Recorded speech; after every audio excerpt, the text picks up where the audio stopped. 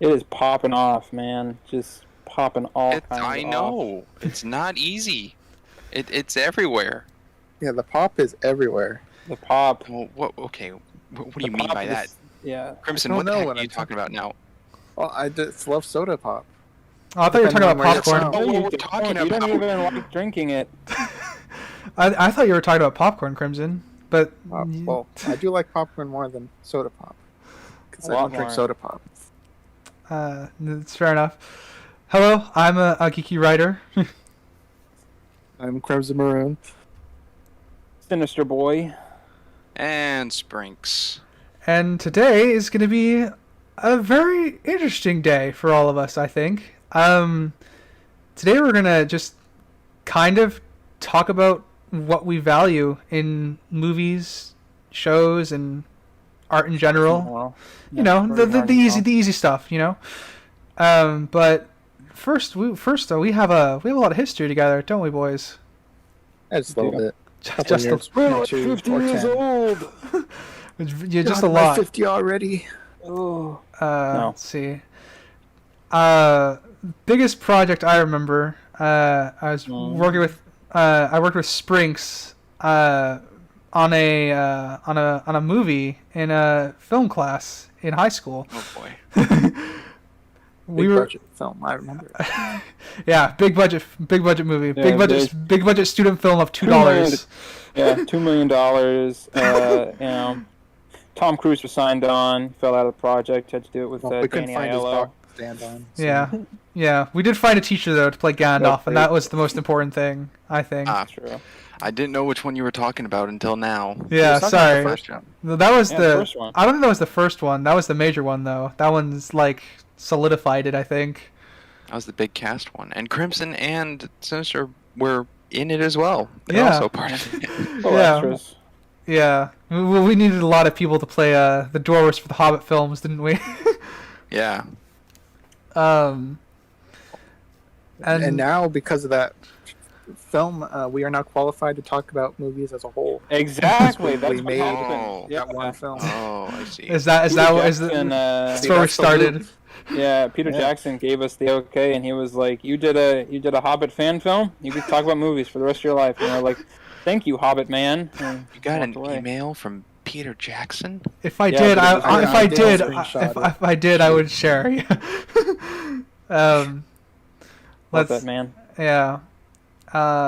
Crimson, I know you most from playing games with you, because most of our interactions were at Sprinks's parties for a while. Yeah, all the freaking alcohol in middle school, crazy. All right. Hedonism just rampant, just All right, don't- nothing left and right. Yeah. Yeah, don't make me look bad here, okay? By parties, there were chips and dip. There are you go. chips, dips, and a whole lot of video game consoles. Yeah. Sprinks gaming parties. Yeah, Infamous. Infamous with like 6 people. yeah. Yeah. In a circle. In a circle, cover. looking at each other in the eyes. Yeah. Yeah. And then, Yeah, and then we moved on. Well, most of the time we didn't really talk to each other, but kind of It's became kinda- friends later down the line. Yeah, that's kind of changed the last after couple years, school. hasn't it? Yeah. Yeah. Once we graduated, we kind of just started playing Overwatch together. I think that might have been it, or Possibly. That was definitely early days yeah, of gaming. I don't know if that was the linchpin. yeah. The linchpin. I mean, the linchpin now is that we have regular movie nights and stuff, even though Yeah. we live nowhere near each other anymore. Across the world. I live in the ocean. Nice. You I live hate the I live in ocean. Isla Nublar. That's The new bar. Oh. Yeah, wink, wink. Nims Island. wink, wink, Yeah. nudge, nudge. And Sinister, I Mhm. honestly, I think you and I have been the most distant in the group, and that's not Probably.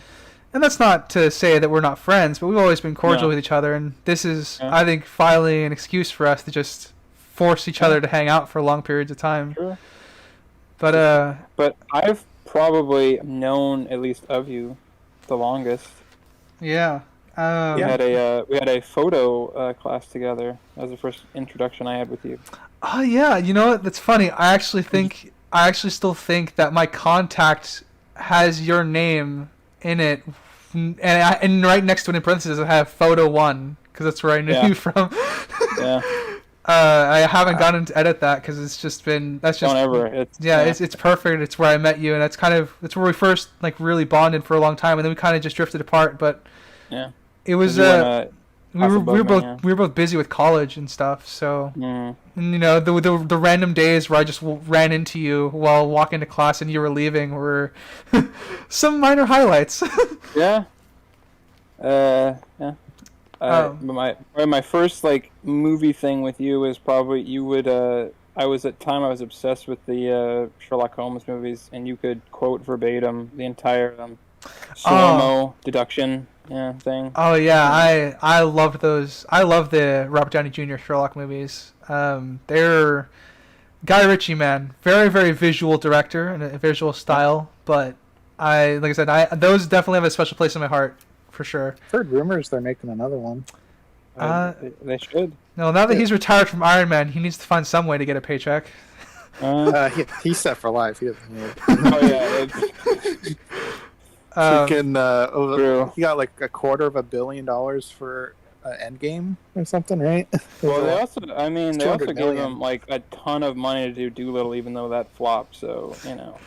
Yeah. Anytime he was on a Marvel set, everyone had their own trailers, and he had Downey Village. Yeah, that's true.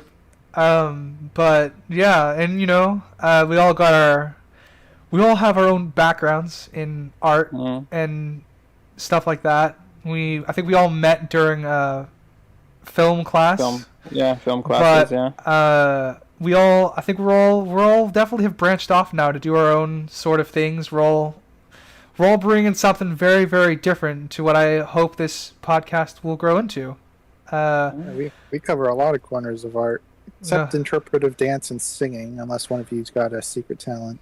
I mean, I do karaoke. Singing by Sinister. I do karaoke, but that's very rare. Mostly shower singing for me, unfortunately. But yeah, I mean, as the name implies, I'm the writer of the group. I've dived fully into that realm, where I have like hours set aside for the day, like about at least 4 hours a day I've set aside for just powering through writing, just to get out a book, edit, and things like that. Because that's kind of where I ended up taking my artistic stuff, because I liked screenplays and how great stories and what they can do to make you grow as a person, what they make you realize about yourself. It was that's kind of the main reason I started writing. So that's just what I'm hoping to bring to this podcast, is more of the writing end to this, obviously. But I'm going to go down the line here and just ask each of you to kind of, you know, break down what you love about art in general, and what is art to you? What do you like to do, and why? So, Crimson, take it away. Whoa! All right. Well, my corner of the art world is visual. I do a lot of drawing and sculpting. Been practicing with digital art and painting. Painting is not my strong suit yet, but one day maybe. But art as a whole, how I view art, I guess I kind of have a hierarchy system where visual art is on the top. I hold that in higher esteem, most particularly realistic art. I'm not the biggest fan of abstract visual art, at least the lazy ones. Like Jackson Pollock. Jackson Pollock as an artist, lazy. Cubism, I'm not a fan of as just an art form. Just the blocky, lazy art, abstract art. But photorealistic stuff all day long, that is full-on art. And then under that, probably be films, I guess, because that's kind of all encompassing. But I kind of don't view that as much art as just visual art, because it doesn't feel the same to me. I can't really describe it, but you look at a painting, you're like, that's art. You look at a movie, and you're like, that's entertainment. But I'm not oblivious to the fact that it is art, so that's a little lower wrong. And then, yeah, dance and singing, that's probably at the bottom. Well, second to the bottom. Bottom is abstract. Penultimate to the bottom is probably dance and singing. I don't view as art for the most part. There can be artistic elements, but I mostly see those as hobbies. Hate me in the comments, but there you go. I think that's my scale of art. Yeah. Out of curiosity, first hard question of the day is, why don't you like abstract? I just find it lazy, and it's just not how my brain works either. I can't do abstract, no matter how hard I try. Maybe it's a subconscious thing where I feel jealous. I don't think that's the case. I'm not a therapist, but it just doesn't look very good unless it's like purposeful for like a lobby, which is meant to be boring and just to fill up space. Mm-hmm. So, yeah, maybe I don't know if that's a good answer. There you are. Crimson, do you think time and dedication adds value to an art? That's typically where the photorealistic stuff comes in, because those take a long time. But it could be a factor, I guess. But because you would think the more time you put into something, the better it is. But that's not necessarily true. Like there's pendulum art, which is an abstract form of art, which looks cool, but overall is a low effort piece. So that one's kind of hard to judge, pendulum art. But yeah, I don't think time necessarily equates to better quality to me. Okay. Yeah, fair enough. I guess I'll move right along. Spin the wheel, spin the wheel. We got 2 people left. Yeah, we gotta. I know. Who's you gonna land on? We got a Sprinks next. Oh Ooh. boy. Well, let's see. I met Crimson about a decade ago. Oh wait, we're not on that question anymore. Well, I mean, go ahead. Well, I just realized we went to the question about art and not. I mean, Yeah. like, we can talk. Whatever you want about how you met everyone. So. Well, I mean, yeah, but I mean, like, if you want to give your history, I'm not going to stop you and then lead into the question, because I mean, it's going to lead into the question at some point. I'll give a brief history of my own. Yeah. So Crimson, I know the longest, and we've been friends for over a decade now, which is insane to think about. And then I think the week of or the following week, Crimson introduced me to Sinister. Yeah, I think it's the same week. Yeah, and I believe I knew and hung out with Crimson for a good month before incorporating Sinister and hanging out together as the 3 of us. And that went on for one school year. And then the following, I guess, school year came around, Ryder came into the picture, and because of our age groups, I was kind of in the middle with Crimson and Sinister below and Ryder above. And Ryder, I don't know if it was first week. I can't exactly remember the details of how the day of we met, but I do know one of my earliest memories is you showing me Minecraft YouTube videos outside of the school. Yeah, that was my litmus test for making friends back in the day. And that's how we bonded. Yeah. And then I don't think I ever for a long time, because I was friends with, all 3 of you, I never really pieced together. I think you guys knew of each other because I talked about each other to each other, but I never like introduced three of you together until I had a party, I guess, where you were all acquainted then. But yeah, that's pretty much my history up to now. And we've worked on multiple, done gaming with all of you, worked on films, writing projects, shenanigan, just hijinks here and there. Still ongoing writing projects. Yeah. So in art form, my corner is film. When I was very young, I was told by multiple people, family, teachers, that I should go into acting for my over charismatic and enthusiastic personality. So I started there and did not like it because it was very theatrical classes and not acting film, which is what I really enjoyed. So then I took film class, and that is where I stuck in. And one of the main things I really like about film is how it encompasses pretty much every other art form into it.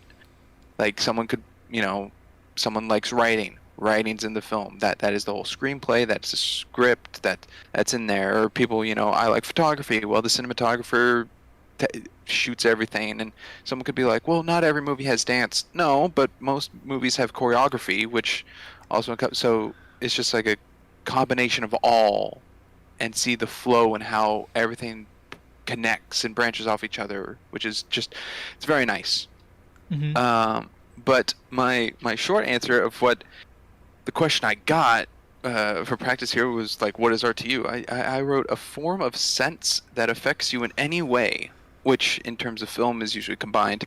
So out of the senses, touch, hearing, sight, smell, and taste, it can affect you very middle of the road bland, but it's still an effect. It could be, positive, negative is how people usually interpret it. Mm-hmm. So like touch, you got like the textures of arts, of statues, of materials used, clothings, and another one, odd answer, but like Braille. Braille is a form of writing that is used touch to understand. And then you got hearing with like music and like talk radio. Some people could be like, talk radio is not an art form, but you're listening to this right now, so somewhat it is. Sight's pretty much the most easiest one, with visuals of like paintings and movies and like comic books, just all these different things. Smell seemed a bit hard, but for smell and taste, food is an art form, at least to me. I can see that with culinary classes and schooling, and definitely a form of art and how it's appreciated. But for me, smell can also be a setting. An example is like going to an amusement park. They pump in smells to get you into the tone of like what you're looking at or where you are, which not always is food. It's not always a food cart pumping out smells to get you to buy food. It could be like a cue to a ride. So yeah, that is what, to me, art is essentially, in a way. Yeah. Everything. Yeah. So art, anything and everything could be art. So would you, I guess, define art? Does it have to affect you to be considered art? Well, that's the hard one, because if it affects you positively, it can. If it affects you negatively, it can. But if it's middle of the road, I mean, like everyone has seen some form of a stop sign, the hexagonal red or with the lettering. Everyone has seen that, but you see it on such a daily basis. No one would pretty much go out of the way to call that art.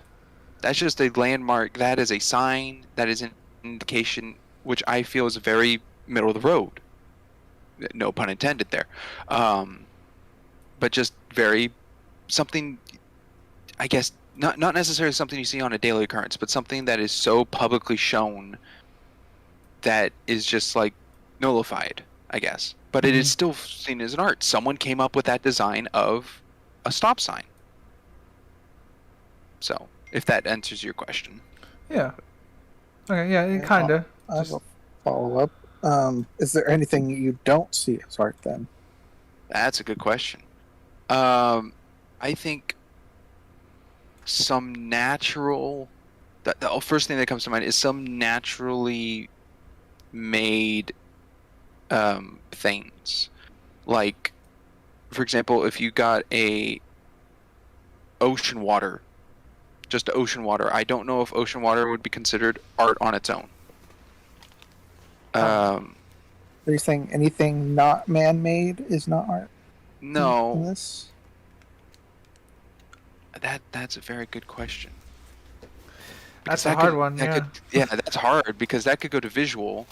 Because Because that if could be you covered by like, photography if someone takes a if you picture stare of out that at a ocean. forest, if you yourself stare out at a forest, is that considered art? But then if you took a photo of the same thing and put them side by side so they look identical, the one that's a photo would more than likely be classified as art rather than the one you're seeing with your own eyes. Well, you almost have to ask yourself the question of, is art only art because we're looking at it? Like, if we humans didn't exist, would we still consider, like, forests and all that natural stuff art, even though we're not seeing it? That A could lot be. of people would probably call it beautiful. Yeah. Well, I'm just Beauty saying, equates because I would say that a photo of something is art, but That if I just saw the thing that was taken a photo of, would I call it art? I don't know. Crimson, I think I'll lean more on the man-made aspect of it. I don't think it works for everything, but there's no examples that really come to mind right now, but I feel more would lean on the man-made aspect of it. Like if a bird's tweeting versus recording the audio of a bird and listening to it, I think the recording would be seen more as an art than the actual thing. hmm I have one more example thing. So, what about like packaging? Like, what are those called? Like the plastic that's like vacuum sized the object. You know what I'm saying? Oh, like Vacuum encased, sealer? like Yeah, vacuum like around a seal. DVD. Yeah. Well, Saran wrap. I Or guess that whatever, works yeah. fine. Shrink wrap. But, yeah. Is that art? Because it just covers an object. It and it's does. clear. Doesn't represent anything. The clear thing. Well, And it's man-made. I would actually consider it. For me, it would be on the negative side of things, but I think it would classify as art because it was a decision to make that material wrap around and decide like what material would be best to make it clear and not shine. And so I can see decision making and graphic design teams slightly being used to come up with a decision of how that was made. So yeah, I would consider that to be a form of art. Similar question, but a different thing. Man, What about like I mean, it is a broad question. That's the point of it. So yeah. What about like picture frames? A picture frame? Yes. Yeah. That to me is easier because there are multiple picture frames. Solid black rectangle or the mahogany wood with textures, or the ornate corners that look like little rosebuds. Like there's so many ways you could make a frame, and the decisions behind the frames of like what is chosen for sizing and everything. I think that has a lot more to it to go into art. So would you say that something that I guess either adds or subtracts from your overall viewing experience of the object could in itself be considered art or part of art? So like the shrink wrap on the game or the DVD or something that's not there for any purpose that would technically be artistic, but it's preserving the thing the thing that has been created. And same thing with a frame of a picture. It's not necessarily a part of the same piece of art, but it does inform the art because it's how we all see it, or it's part of how we see it. Yeah. No, yeah, that could span to a multitude of things, which I do think should be considered in the form of art. I guess an example for that is like if you have a painting. The painting is the art that people are looking at. But then you have the frame around the painting, which helps boost, in most cases, help boost and match to the painting itself. But then you also have the wall that is painted that the painting's hanging on. So you got like layers to it that add to the initial one thing you're looking at for either complementary or not, I guess. I mean, if you're looking at for example, like there's I don't know, like let's say a Jackson Pollock, okay? Jackson Pollock, sorry. Jackson Pollock painting that has a frame around it, but the frame is just a solid color, like let's just say black, and the Jackson Pollock has like all these colors and everything. But then it's hanging on a purple painted wall. If the Jackson Pollock painting has any purple in it, it would pop out a little more because your peripherals would pick up the purple of the wall, which I don't know, to some would be as complimentary because it would make the purple pop out more, or some people would find it a bit insulting because it takes away from the original art piece of itself. So in that aspect, I would say it is yes to your answer. All right. Okay. This brings up one more question. Oh boy. Last question from me. Yeah, sure. Right now, yeah. What about something standardized like an 8.5 by 11 white piece of paper? A standard object that Just a doesn't blank piece of differentiate paper? the standard 8.5 by 11 paper. Is that art? I would say that is still There's considered. I would still Predetermined consider size and Yep. whiteness. Yep. I would still consider that an art. That white is specifically color chosen. The size is specifically sized. There is aspects that went into it to make it that. So would What it the is. original thing that set the standard be the art, or is every following subsequent paper Well, its own that's. art? Are you asking me if copies are considered art? In this example of paper, yeah. I would say yes. Well, Because because people, also, I mean, like for example, Starry Night, famous painting, is everywhere. There's been parodies that people have it on phone backgrounds or copies and everything. The original is art, and it is known as the original. But seeing Starry Night throughout the world in other aspects is still the artwork of Starry Night.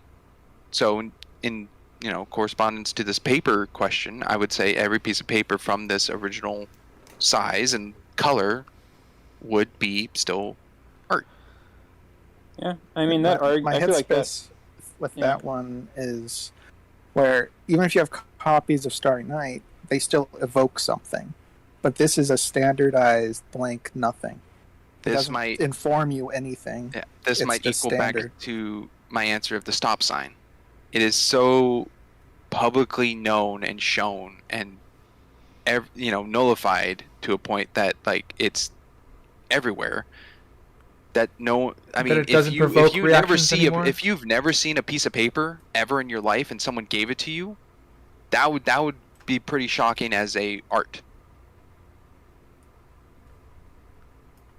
All right. So I think it goes more to the stop sign thing. But yeah. Okay. Yeah, fair enough. Is that it? Any more follow-ups? No, I mean- I think Sinister's boy. turn is up. Yeah, I didn't Sinister. realize my answer would give so much. Out of the Yeah. out of the hot seat into Yeah. the fire. Well, your answer was so broad as in Yeah. everything's art, so we Yes, had to yeah. break that down. Yeah, and I well, And you in the process. yeah. So, Sinister, take it away. Oh boy. I'm not What very is art to I'm not a you? big art guy, but yeah. How did we meet? I get. How did we met in art class? What? No,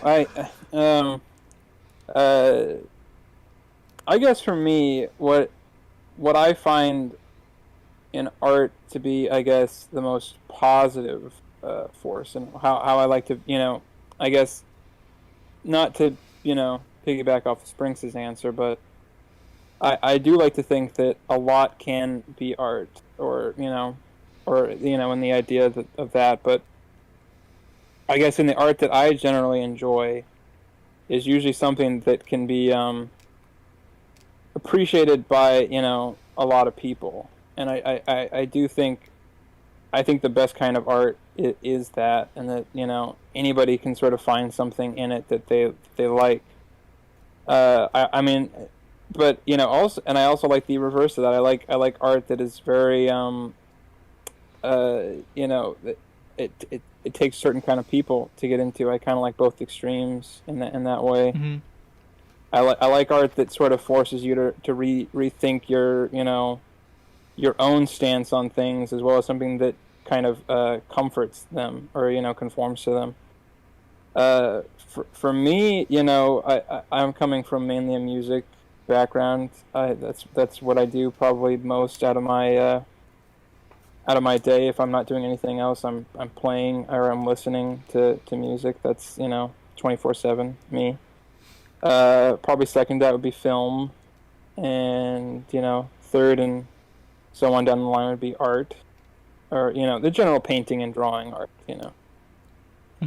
I'm not as good as Crimson, but and he hates my artwork, but no, because I do better abstract than I do. I do abstract stuff. That's why we're at odds, but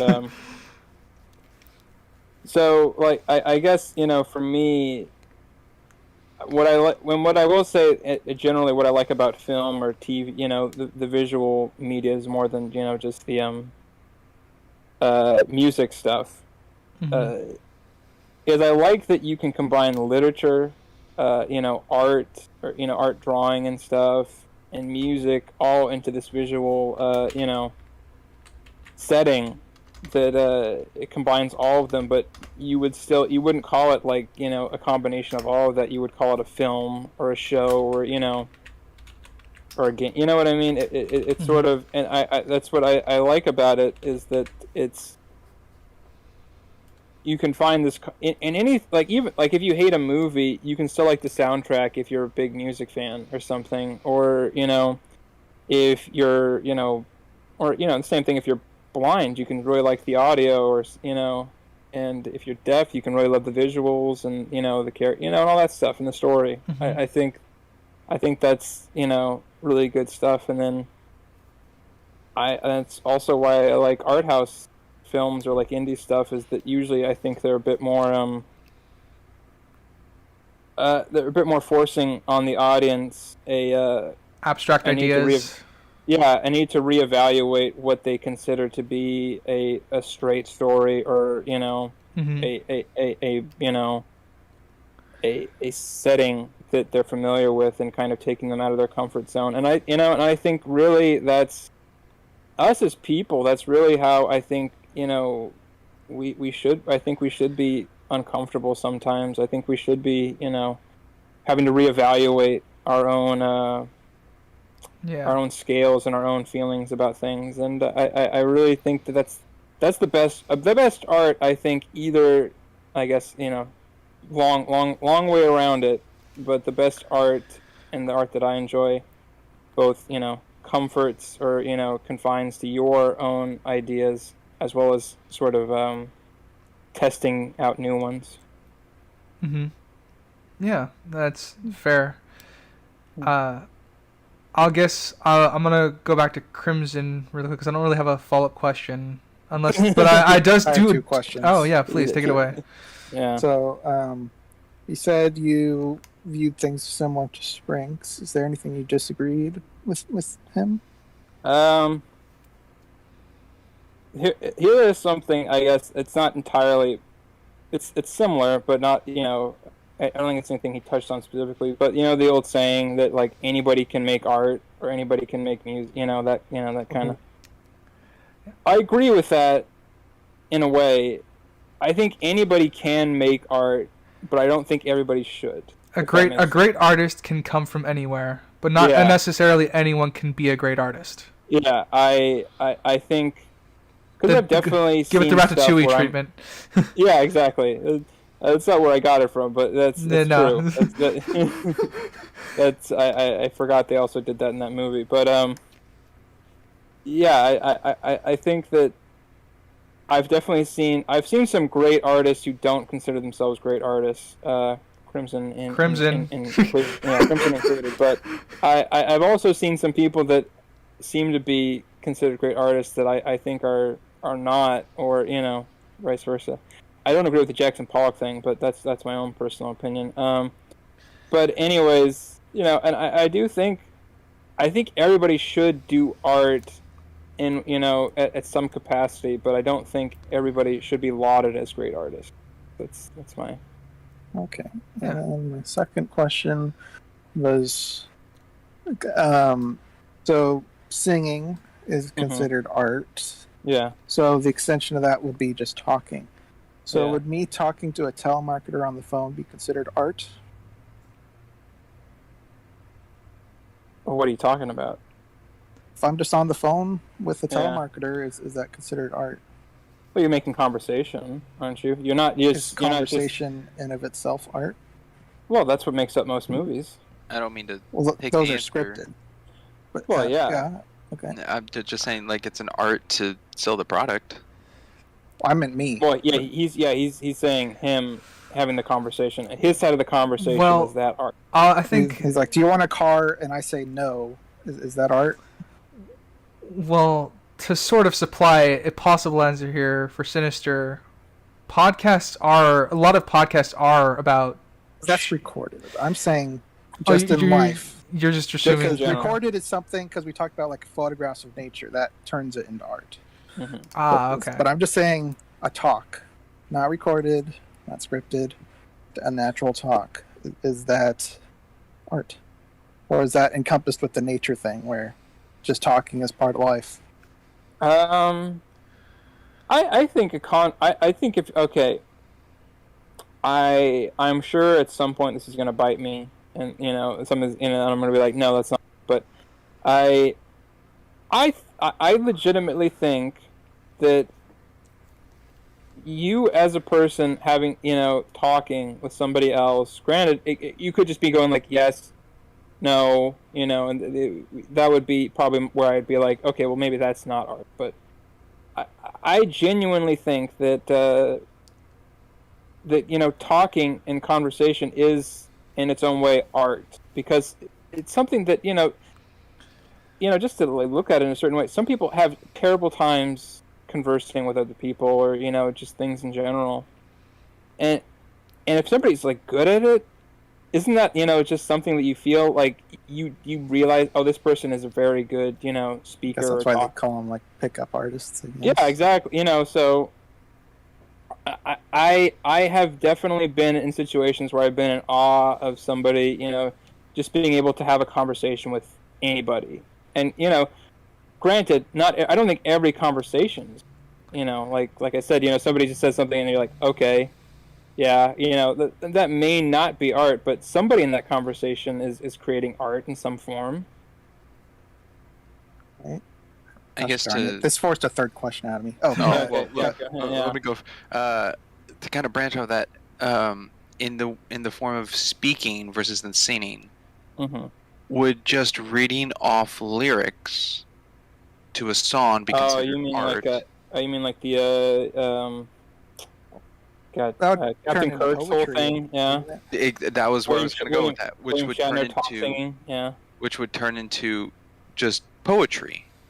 Yeah, but would that state that there are some conversations that, if written down word for word, could result in poetry? Well, that would be Okay, scripted, so meaning there's intention, So which is why I was saying just off the cuff, normal talk. So here's an interesting thing. I don't want to go off too far on this path because I want to stick to this, but this is the show, philosophy podcast. So yeah, there's well, but I want to give everybody time and everything. There's a show, Nathan for You, which I really love, and I'm not going to give a plot, but essentially he goes to businesses and tries to help them out, and that's the outset. But it's a comedy sort of show, right? Mm-hmm. It's supposed to be live, real people and everything. But there was an episode where there was this bar that couldn't get, I can't remember if it was they couldn't get a smoker's license or this whole thing. But there was a loophole in the town's charter or the city's charter or something that you could smoke for theatrical purposes. And so he made it so that the bar or the cafe or whatever it was technically a theater, but all the conversations that were going on were just regular people, and you were just watching it, right? But everybody who was watching it thought they were watching an actual theater piece. Interesting. So, Okay. yeah. So, to kind of piggyback off of that, and that even though they weren't intentionally making art, they were because the people who were watching it assumed they were making it up or that it was written out and everything. So that I in that way, it was art if somebody were to, I guess, encounter it or be present for it. All right.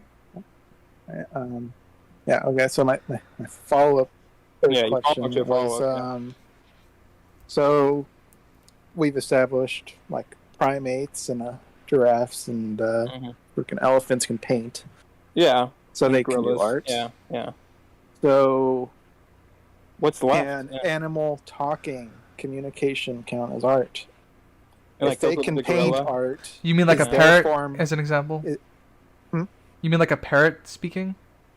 no, just like animal communication. Could be like Coco the pheromones from gorilla ants. doing like sign language and stuff like that. It's pheromones of an ant warning ants that this is a dangerous area. They're communicating. Could that be art? Can ants do art by communicating with pheromones? Yeah.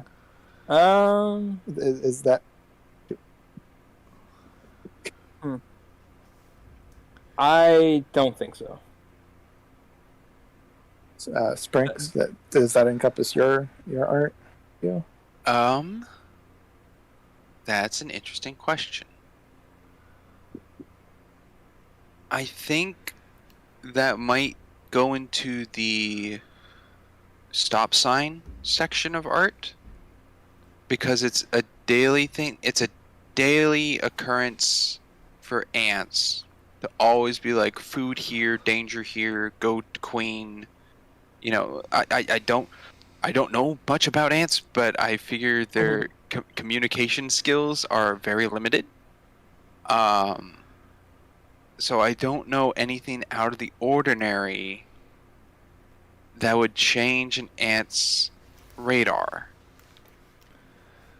I guess in the form of like an ant communicating, I'm less likely to think of it as art because of how utilitarian it's meant to be, I guess. Because I don't think ants are ever having conversations above like food here or Actually, this one's down or something. I don't know. No, I was more with Sinister thinking about it a little more now. Not the stop sign, but just natural. Yeah. It's more on the natural side. So would that not cross over to just humans talking? Because that's natural for us. Well, I'm thinking in my mind, if you, let's say for example, you and I went grocery shopping, and I went ahead of you, and without your knowledge, you did not know, like you thought I was just bagging up the food or whatever, and you make small talk with the cashier, and then when you finish the payment, and everything's like down the line, and you turn around and you see me, I have written out the small talk you have said to the cashier and just say poetry. Yeah. You did not know I was writing it. You did not know my intent was to write it for poetry, because you were just having a normal everyday conversation. That is me writing. Is me just talking to the cashier art? Okay, well, let's say I didn't write it. You're turning it into poetry, but it's just me doing it vocally. I guess here's I think you're converting it into art. I guess it's the base art. I don't want to say this like it's a finite or a final thing. I guess the whole position on art here is it can be art, but I think it has to be put through a specific kind of lens for it to be art, if that makes sense. Yeah. I think in general, not to say that like there's not art in conversation, but I think for some words and everything, it has to be put through that lens of, oh well, this is poetry, or this is a script, but I don't think that encapsulates all of it. But I think for that 25% that's in there, that 35% that's, probably wouldn't, you would, if you were just doing it normally, you wouldn't be considering it art. Mm-hmm. I can get that. Like, Yeah. Real dumb example, but if like you're in line and someone orders a pizza and they go, I'd like one pizza pie, and you're like, okay, cool, they continue on their way, whatever. But then if you think about it artistically and you go, everyone else ordered just a pizza, but he said pizza pie, he added pie. Very interesting choice of words. Very, add like why? Interesting. And then the pizza boy becomes artistic choice to add there. Fascinating. Like it would be that would be enough to definitely draw a double take. I think. Yeah. So I guess that would evoke a reaction from someone in theory, because you hear someone say pizza all the time, then suddenly one day someone says pizza pie, that would make you do a double take just because you've never heard it before. Yeah, I've definitely had that where I've been dealing with like a customer or something, and they say something kind of odd, or they ask me, something that, in a way that I wouldn't, logically think. That's how I would say it, and then it sticks with me because I start thinking about it. I'm like, that was weird. That was weird that they said it like that and not like how that, or something. Mm-hmm. And does that spark an artistic thought process? I wouldn't say that generally, but I think it does kind of resonate with me. Does thinking count as art? Okay. You're thinking. Okay. So that guy said pizza pie. Yeah. Okay. That just sparks a thought, but does that necessarily mean art? Just because you thought, oh, that's weird. He said pizza pie. I don't think the thought is art, but I think the inspiration of what that could become or change what you do next could turn into art. Okay, that's interesting. You kind of gave your hierarchy, Crimson. I guess. Do you want to give your personal definition of what art is to you, or how would you define it? Apart. Yeah, we're working our way back to me, so Well, I'm definitely not as broad as Sinister and Sprinks. I would not consider just saran wrap packaging art. The drawings on cereal boxes, that's art. But just plastic covering a box. Well, that's interesting. I would not consider art. So, but it's interesting.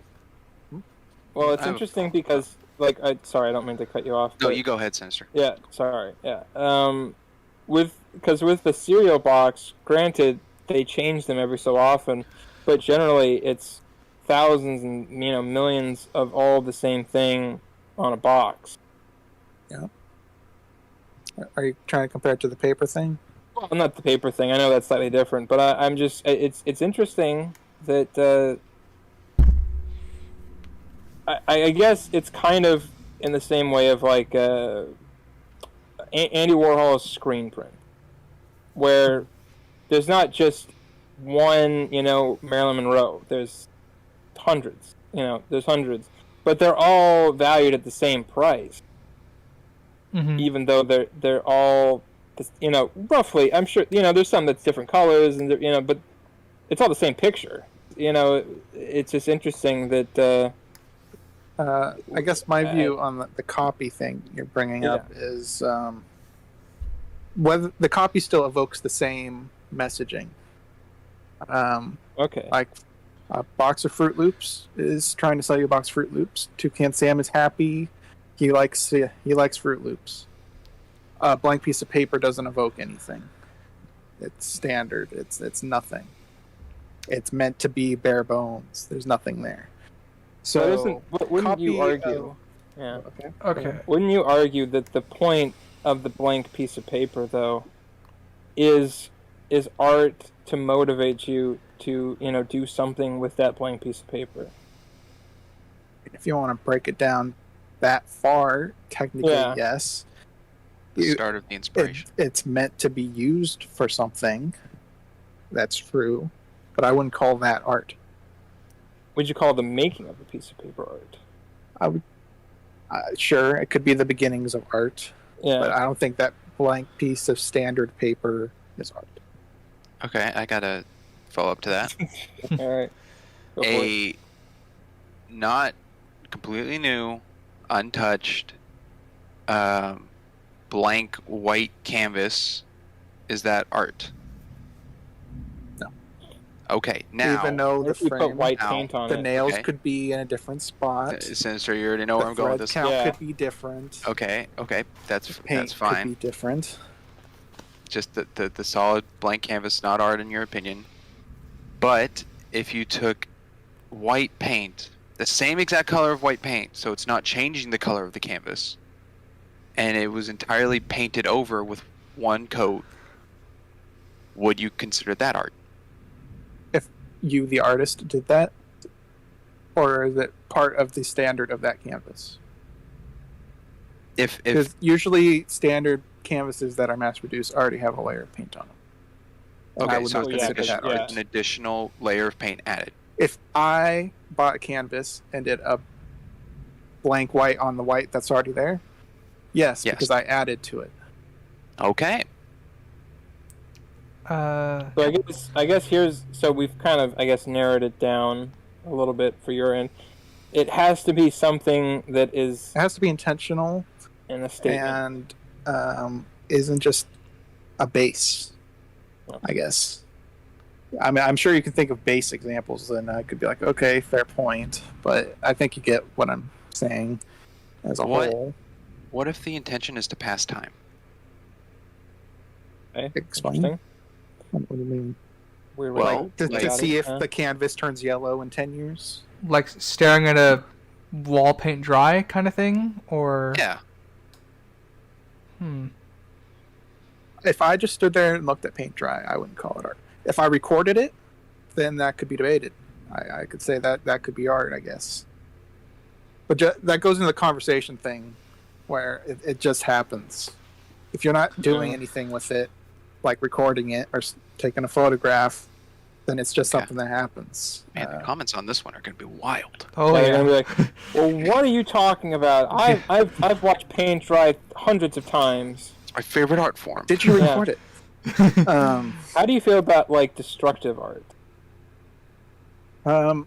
Yeah. Like I mean, where somebody I'm- paints a canvas and they like pour acid on it or something or burn Punch it. a hole through it. Yeah, like because they're essentially doing that's something to it, so I think that counts. Okay, because That's kind of like the adding the white paint to the white canvas. They're adding or in that way taking away. Because I was gonna say it would be the reverse of that, where it would be technically they're turning it into nothing. If you took a canvas and punched a hole in it, it's different. You changed it. There you go. That could be considered art. All right, time to go to the Louvre and punch out a Interesting. Mona Lisa. It would be very interesting to see three canvases side by side, all just white. Okay. One's painted over and one's got a hole through it. And Crimson looks at all three and goes, "Only one of those is art." Well, if you put them as a collection, that could turn that into art. Okay, here's something. you'd have.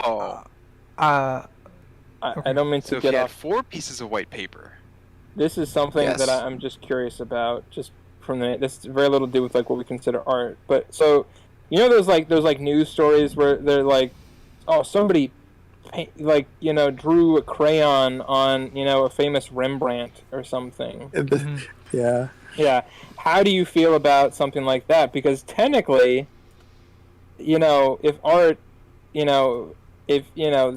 they put art onto art essentially.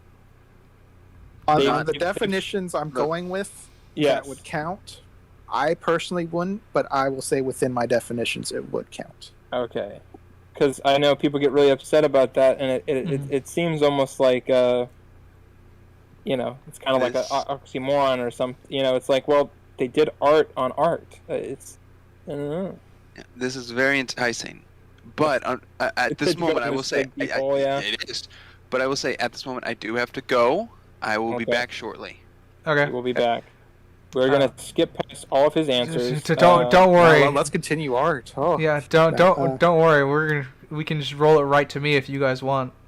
Ryder, you've been pretty quiet overall on this. What are your thoughts? Well, I guess. I have a follow-up question for you because you brought up that copies are attempting to evoke the same emotion. So I have not to brag, but I have been to the Louvre, and I have seen the actual Mona Lisa. So, the what would is the emotional experience integral to your definition of art? Because experiencing seeing the real thing in a museum versus seeing a copy of it, would that evoke something different for you? Because in one instance you are waiting in line for a with a group of people to see the original, and then you have the copy that's hung on your wall or whatever. So I am curious if you factor it in. I wouldn't say I would feel the same about them, but the copy would still evoke something. Okay. It might not be like the same feeling. It could just be like, all right, decent painting. I'll just put it in my room. But when you travel to a prestigious museum for a very famous painting, you're already going in with excitement and a bunch of emotions already. Mm-hmm. So it's different, but there's still something there conceptually. Do you think the exterior experience, I'm taking a plane, I'm going all the way to France, I'm paying, $100 to go inside of this museum. Do you think do you think that unfairly informs your experience of, seeing something like that? I don't know if it would unfairly, but it would definitely affect how you view something. Because I was just going to be, because do you think that would alter it in a way that you would probably enjoy it more, or feel more connection to it? Whereas if I went to Disneyland, I would feel the wonder of Disneyland. But if I was an employee that worked there every day, I would not feel the same way as a first-time Disneyland goer. Of course, obviously, yeah. So the destination's the same, but the circumstances surrounding is different. So, yeah. I think that can affect things. Yeah, I was trying to. I guess what I was trying to. Do you think that you would feel the same about the Mona Lisa if it was in your backyard or whatever every day? It would probably not be as amazing as the fact of you have to go all the way to France. You have to pay, such and such amount of money. You have to go through this whole thing to see this painting. Fight through a crowd. Yeah. That could definitely affect how you view. And especially I think your situation you're going to. If you want to really dissect it down to the bare bones, which I'm sure we all do. We've been doing right now. Oh yeah, that's the point of it. That's the point of episode 0. We're going all the way. God damn it! Cut that out, please. Mute that. I almost said Leonardo DiCaprio instead of Leonardo da Vinci. No, that's staying for sure. That's staying for sure. Damn it! Shouldn't have said it. But anyways, no, it's all good. Trust me. I confuse famous authors all the time. Yeah, Leonardo da Vinci was painting it. Yeah, it's just another painting, right? It's not like this is my masterpiece. I don't think so. I doubt we will probably never know for sure. No, the Mona Lisa was not his magnum opus. It was some, at least the current theory is just a family friend hired him to paint their daughter. Yeah. So it's it's. Do you think that he would feel, I guess, cheated in a way that's that's what I'm remembered for? Yeah, I'm sure the artist could be like, that's one of my average works. Why isn't this my big thing? Why isn't this my magnum opus? Yeah, author's intention matters, at least in my head. Or the creator's intention matters to me. Which I haven't given my definition yet, but this kind of leans a little bit into it. But it also does not matter at the end of the piece as well. So your intention. Well, that's like the death of the author thing. Yeah. So your intention, the author. Going kind of leaning a little bit into that. The death of the author, the creator's intent does matter, but depending on the standard of that the art critics would set or the standard that the art world would set, it might not end up mattering. So which is why it may not be his magnum opus, but he's the most. Leonardo da Vinci, the Mona Lisa is probably next to Starry Night one of the most recognizable paintings on the planet. Yeah, great. Last Supper. Yeah. Yeah. That's just because that's been done in a bunch of movies and stuff. Yeah. So. I guess that's it. Yeah, but so I do think there is this sort of, I think, disconnect with the creator and the audience, where once you've put something out, it's no longer just yours Yeah, anymore, it belongs to everyone. That's why I'm like, I actually, funny enough, I'm gonna bring up two creators here to kind of piggyback off of that. I'm gonna bring up George R. R. Martin, who famously hates, who hates fan fiction so much that he with a burning passion. I would still argue it's art. I think fan fiction does have its place in the artistic community. My issue, because there is a level of once your art is out there, there is then a community that then has to take it, digest it, and make it their own almost, and that's what turns into fandom. But that's another menace that I'm not gonna dive into. And then the other creator, I think it was Martin Scorsese. He said the MCU is not films. He says it's not filmmaking. Cinema. No, he's not in cinema. Yeah. And that to me also, I disagree with that just by the definition of what cinema is. I mean,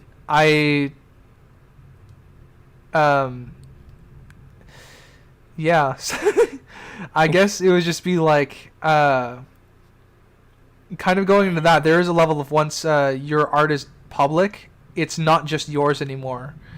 And that that could bother. And don't get me wrong, there's levels of like that certainly is allowed to bother you as the creator. Like if my magnum opus is not what I want my magnum opus to be, that sucks for me personally. But I have to recognize still that that my magnum opus had a greater effect, whether I intended it or not.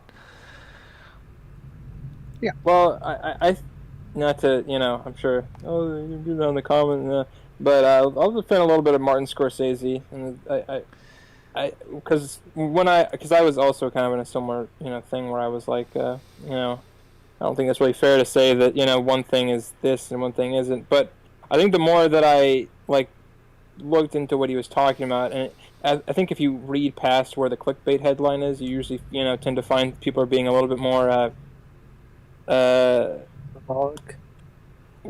well, no, they're being a little bit more, I think, even-handed than the the big grab headline says. They're not really being as negative. Generally, I wouldn't say always, but yeah, I think what he was saying, or at least from what I remember, what he was talking about, was that he didn't. It wasn't so much like Marvel movies. He wasn't saying they were bad, but that they weren't personal statements generally. They were, it wasn't somebody's characters. It wasn't, it wasn't anybody who was making the movie's characters. Granted, I'm sure directors and stuff that work on those change them as we've seen, but and we'll talk about that. I'm sure. Oh yeah, won't be the last time. Yeah, but we will get to adaptation. I'm sure at some point. I think that the idea of his idea of cinema, which again is totally subjective, and I'm sure his idea of cinema is vastly different, but I'll agree with it a little bit in the form of, I do think Marvel movies tend to take away from your own personal investment in a movie, because you have less of your own to work with, if that makes any sense, generally. From a creator's standpoint? Yeah, from a creator's standpoint. You're working with less of your own tools, and that you're kind of having to either make your own vision work within the confines of this, which in its own way is, I guess, interesting, but that's a different thing. I think that if you can make that work for $1 billion, a pop, why would you ever make something that is only going to make a couple 20 million for a personal artistic statement? You know. Mm-hmm. So are you saying that this counts for all like sequel movies if it has a different director, writing staff, all that? Well, generally those are bad, but yeah. You know, Generally, but I guess mean I'll point Yeah. to Top Gun 2 if you haven't Yeah. whether you've seen it. That's better than the original in my head. Well, I'm just gonna, yeah. I'm just saying, like, generally, if it's a different director and it's a sequel, I think you have a 50-50 shot of it being good or bad. I usually think that because sequel, yeah. I mean, I'll be honest. I don't. So Martin Scorsese's comment, is he trying to define is he trying to define like the limitations that inherently come with having to do a Marvel movie that then doesn't make it cinema because he doesn't have the freedom to express himself as easily? Is that what he's angling at with that statement? I believe. Sorry. I believe what he was trying to get across in that, and not so eloquently, I guess, because it became up for debate what he was meaning, and then he had to do several posts after that about what he was talking about. I think what he was saying was that within the confines of what he viewed as cinema, that he did not feel that they fit because the sole purpose of them was to get as many people in the seats as possible. And actually, you know what? I'm going to take that back. I don't think that was the point. But I think that the confines of making something without your own involvement was mainly the main point he was trying to make. Was like how the director's voice is becoming smaller and smaller in Marvel movies. Yeah, because I don't know if you watch. Okay, I'll just use this as because I'm more familiar with his filmography than most of the other ones who have done a Marvel movie, like Taika Waititi. And granted, I think his overall voice is very apparent in like Thor Ragnarok. It's very different than any other Thor movies, so this might be a bad example in itself. But I think if you watch his movies and then you watch Thor Ragnarok, or his movies before Marvel and post or whatever, they're very, very different in tone and overall storytelling a little bit, in that they're generally comedic, but they're dramas. Yeah, one of my favorite Taika movies, is What We Do in the Shadows. And I can definitely see like the hand of the director in both that film and Thor Ragnarok. Yeah. But I have the suspicion he does not have a big hand in Thor: Love and Thunder, or as big of a hand. No. But I mean, we'll talk about.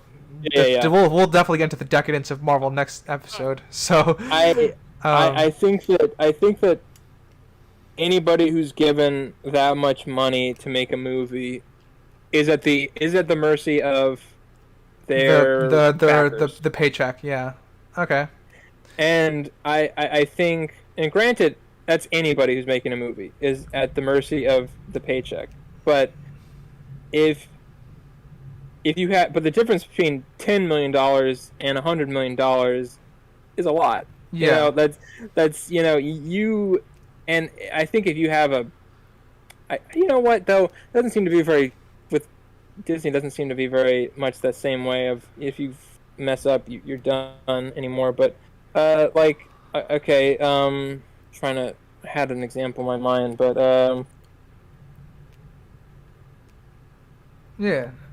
it's like let's see, at the mercy. I gotta reroute my thoughts here a little bit, but no worries. So okay, I have an example, right? So the Alien movies, right? Yes. All right, so there's the first Alien, Ridley Scott. Okay, this also goes into different directors, and this immediately destroys my original opinion. Yeah, no, it's fine. Keep going. I mean, like if you want to keep going with this example anyway. Yeah. So, first one's done by, Ridley Scott. We got James Cameron. Horror movie. Yeah. Then James Cameron, and then David Fincher. And I'll go into that a little. So you have Alien, which is a very distinctive movie. Then you have Aliens, which is in itself another. It pays homage to the original, but it's its own distinct thing. It's much different. Oh yeah, the story is so different, and it's such a different tone. Yeah. And both, I will say, I love Ridley Scott. I love James Cameron. They're both great directors, and they both do with pretty much the same tools. They both do two entirely different movies, and I like both of them a lot. Now we'll move on to Alien 3.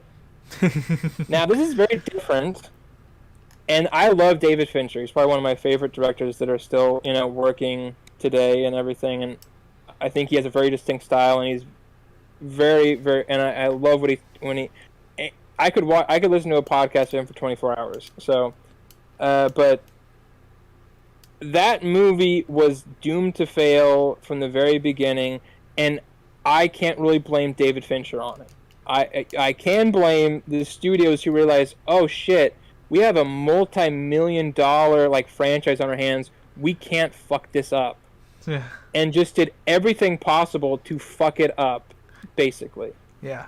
In every form of execution of that movie, and for the most part, it's amazing that movie's not worse than it is. I think David Fincher did a phenomenal job making it even watchable.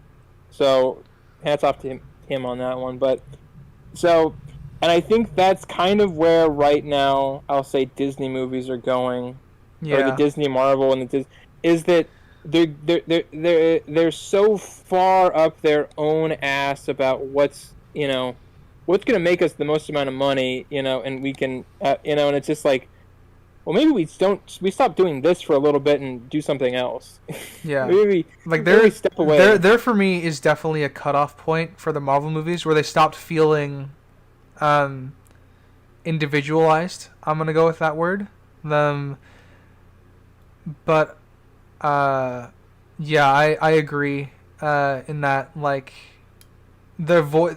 So if Scorsese, because I it's been a while since I've read the tweets. Like I said, I was trying to figure out the context and what he was saying that in, and it was very difficult to find it, and I don't remember it, which is why I was asking the clarifying questions.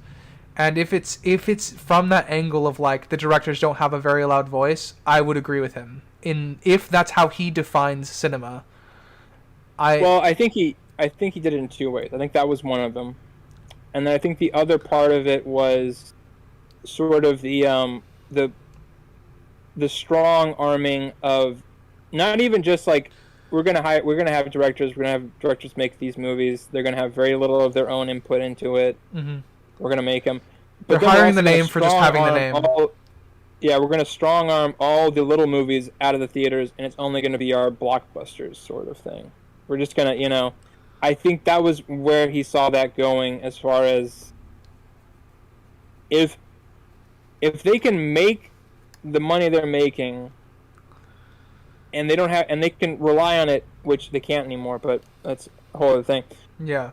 Why are we gonna spend the time and the money to make a small one that's barely gonna break even, probably? Yeah. Fair enough.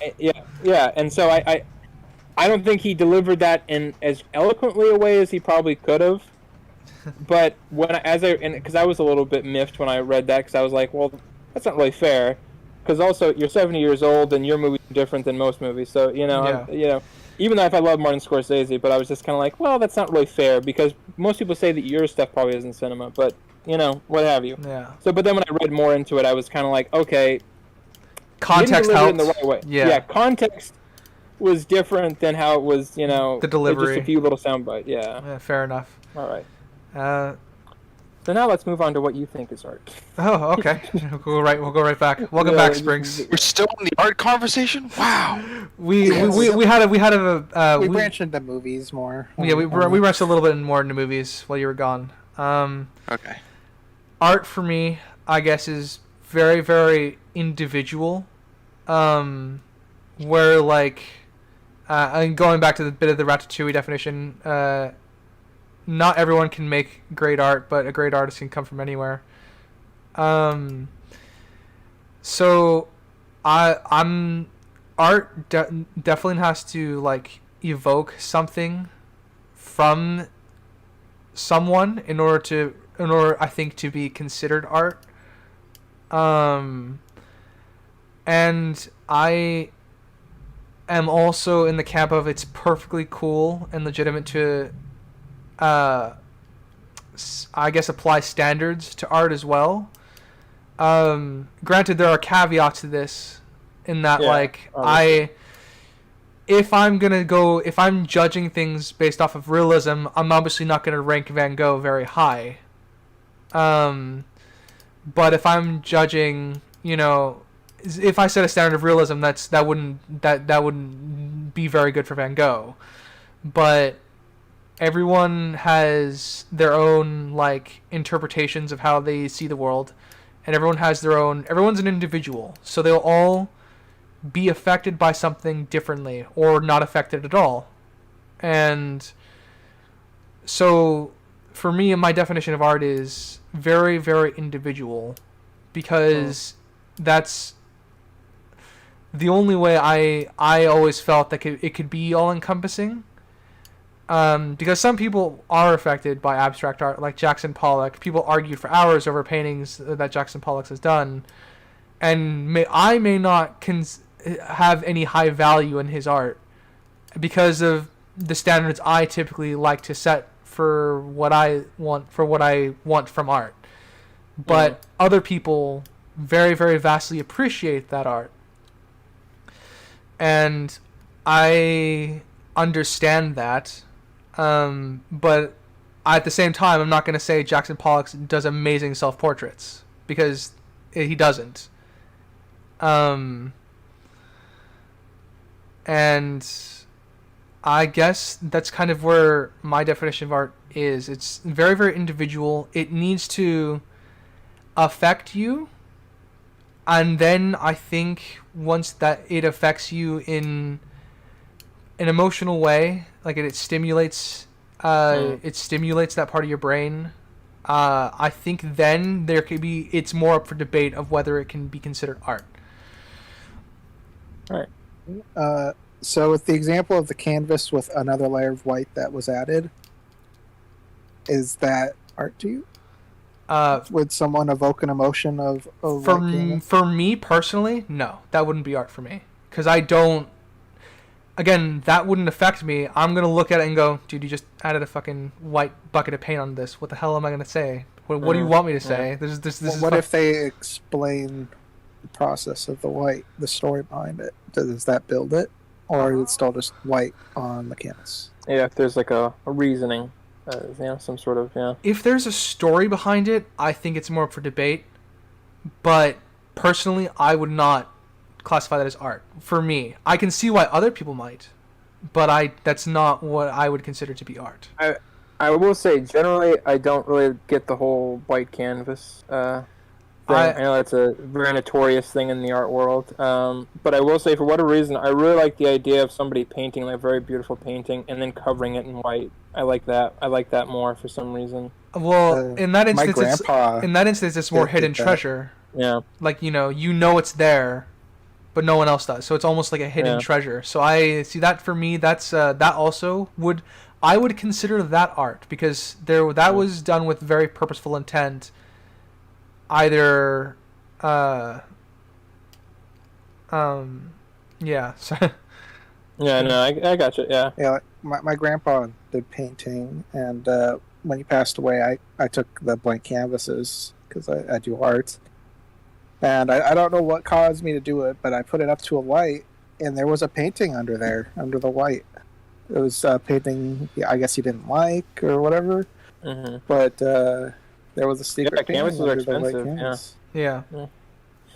And then there's plenty of famous paintings out there that gets X-rayed, and there's another painting under that painting. Yeah, it's like isn't it like Michelangelo? They're still finding like paintings that he did underneath other paintings and things. Yeah. Pretty cool.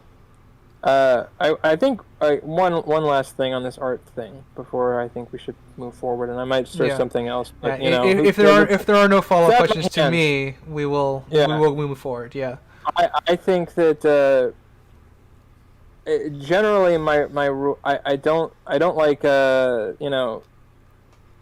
I know this is going to be like hypocritical or something, but I think saying that something general, you know, like, okay, you could say like Jackson Pollock is bad, right? You know, you're like stupid, but also, you know, in the context of, you know, within context that nobody had ever done that before. You know, nobody had ever, you know, gone and, you know, just made a whole painting that, you know, that splatter, you know, style. And granted, you know, you could, you know, say that, well, that only, you know, probably works for like one or two paintings and then it's kind of done. But, you know, it's the fact that he kept doing it that's, you know, really, I think, you know, interesting, and that he could have done something else. You know what I mean? It's, you know, it's interesting to me in that form. It's more, and it might be more about the artist. time. It might be more about the artist in that case than the artwork itself. Oh, yeah. Like, because I will admit, I find Jackson Pollock fascinating as a person, but I don't find his art particularly evoking of emotions, I guess, for me. I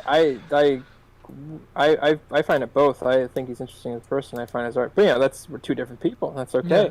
And that's point of this podcast, everybody. That's the point. We brought it all back around. Hey, time. But you know, but I also think that, you know, coming back to, I remember there was a quote by a director after he'd watched a movie with one of his actors. They were, you know, just hanging out or whatever, and one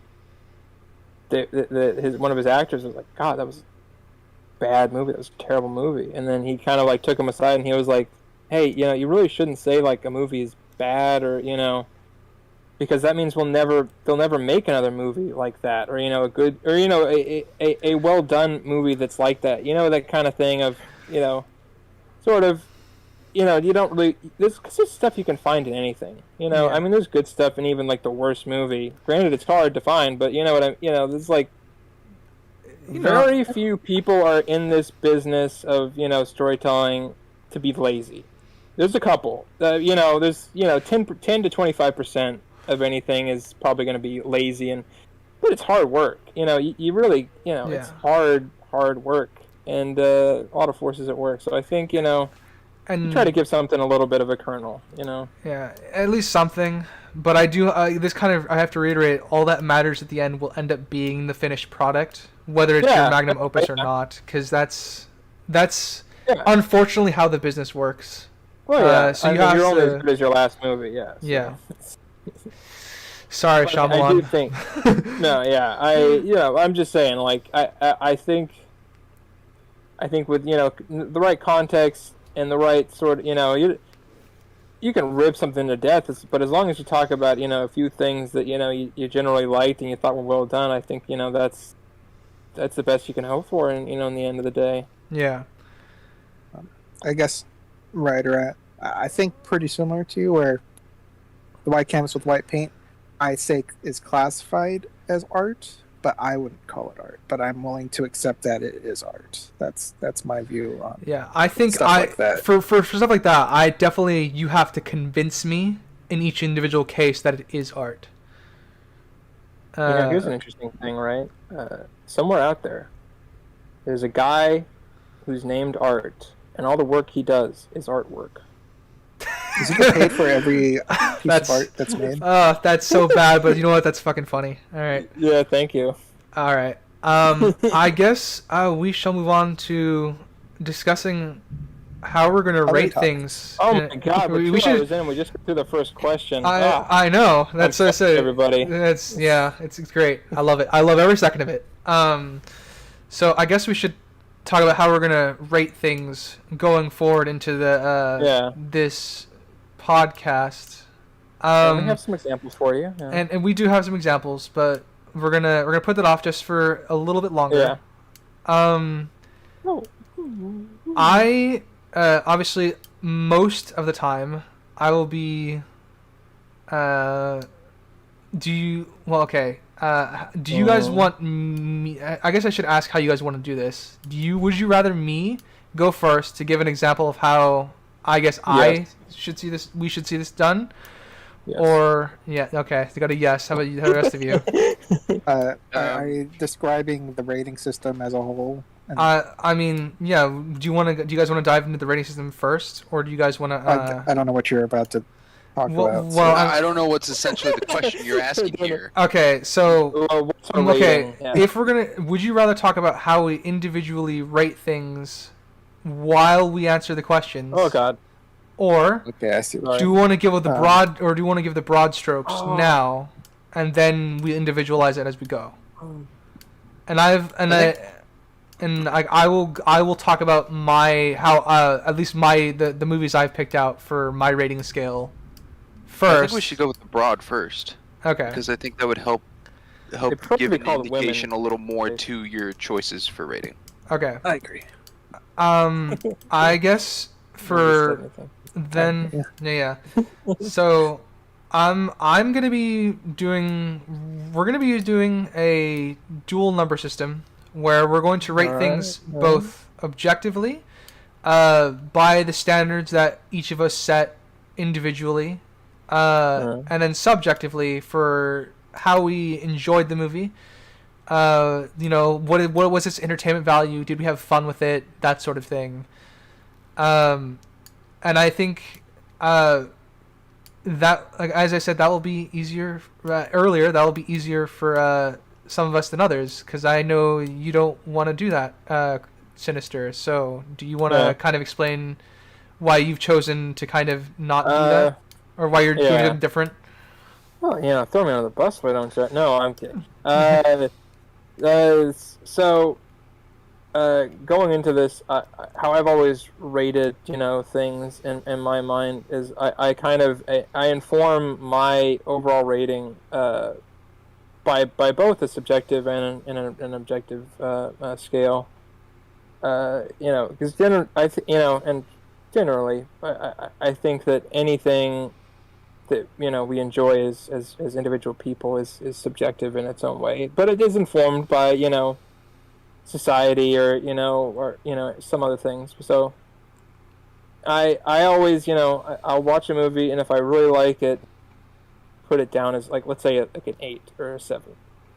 Mm-hmm. But then if I'm looking, but then let's say I probably watch a movie like twice. I go back over it and I notice and I'm not paying attention. I'm not overly drawn in by the story anymore. I know how it's gonna go, and then I can start well, that scene doesn't really make any sense, or that CGI wasn't that great, or on and on and on, that kind of stuff.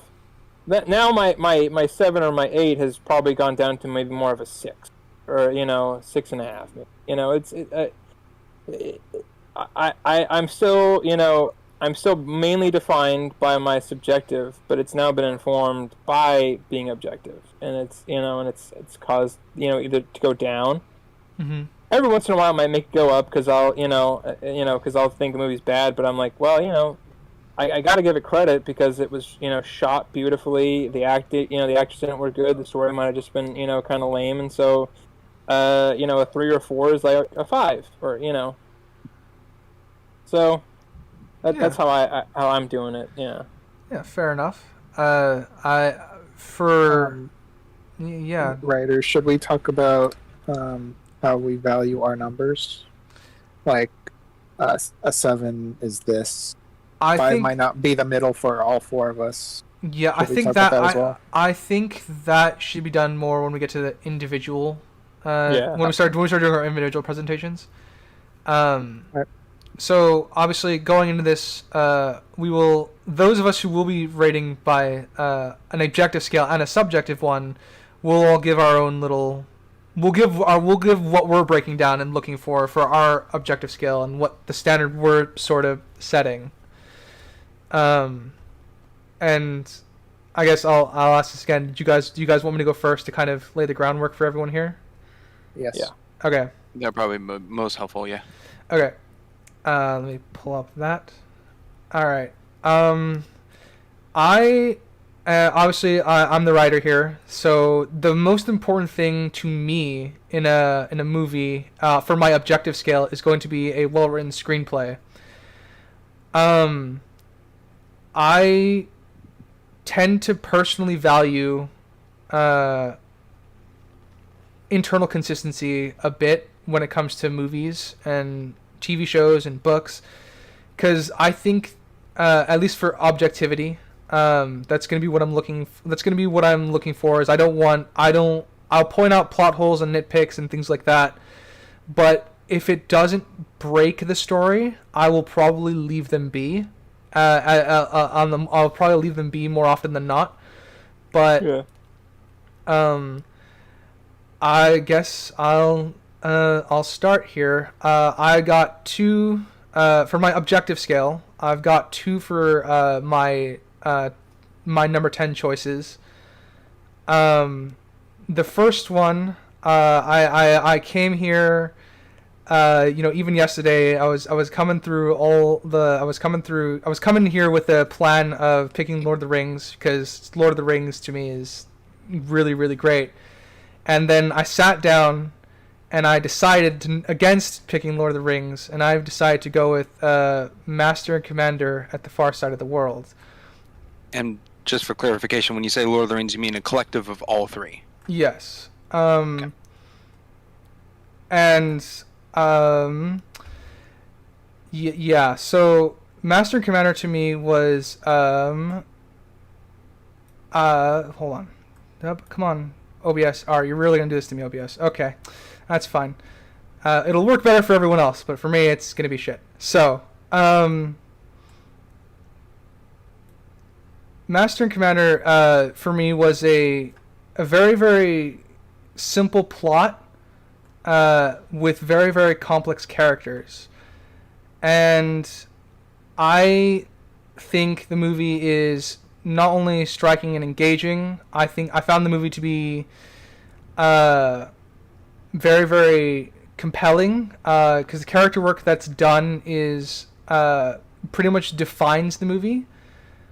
And while it is the only movie that I can think of that stole an Oscar from Return of the King, which is a very hard thing to do, and I think it deserves the Oscar it stole, which was for cinematography. For me, I think it's one of a very, very powerful. It was a very powerful movie for me, because for what I'm interested in, because both the plot is very simple, but the characters are very, very complex, and that's what really carries the movie forward. Kind of, it's the opposite one for my choice here. For my 10 out of 10 scale is Garden of Sinners, where it's a series of anime movies where the plot is very, very complex, and the character work is also very, very complex. It is not a, turn your brain off kind of movie or series of movies at all. And I think both of them exemplify what I value, which is the characters above all else, typically, when it comes to movies, shows, and storytelling in general. Because I think characters can pull a movie together. The screenplay can pull a movie together, whether or not the characters are going to be what pulls the movie together, whether or not it's because a movie could be filled with problems, but the characters will carry it to the end, is pretty much what I'm getting at here. And for my next 2 choices, they're going to be in the middle of my scale, which are functionally very different. Obviously, I got the. I got a question. Quick. Sorry. Yeah, go right ahead. All right. These 10 out of 10s, is this both objective and subjective? No, this is purely my objective scale. Okay. I'm not doing any subjective stuff right now. My subjective stuff will probably come later on.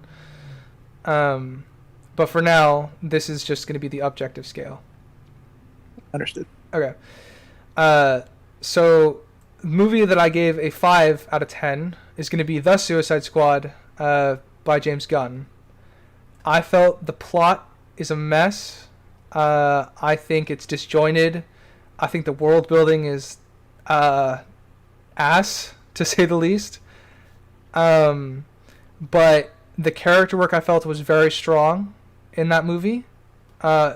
whether it be subtle for the side characters or at the forefront for the main cast, like Peacemaker and Bloodsport, who have very, very defining character traits that helped carry the movie through to its fruition. A movie that I rated a 6 out of 10 is going to be Belle. It is an anime movie. And it's a movie that I felt was very, very... The character work was very, very... like Suicide Squad, I thought the character work was very, very strong. But it's... the world building I felt was not that great. I felt the plot was disjointed. But for me, the character work carried that movie through to the end. It was a very emotional movie, and I think that's kind of where when I rate something in the middle, I guess mid-tier, there is still at least something of value there to be gained, whether or not it's functioning at 100% or not.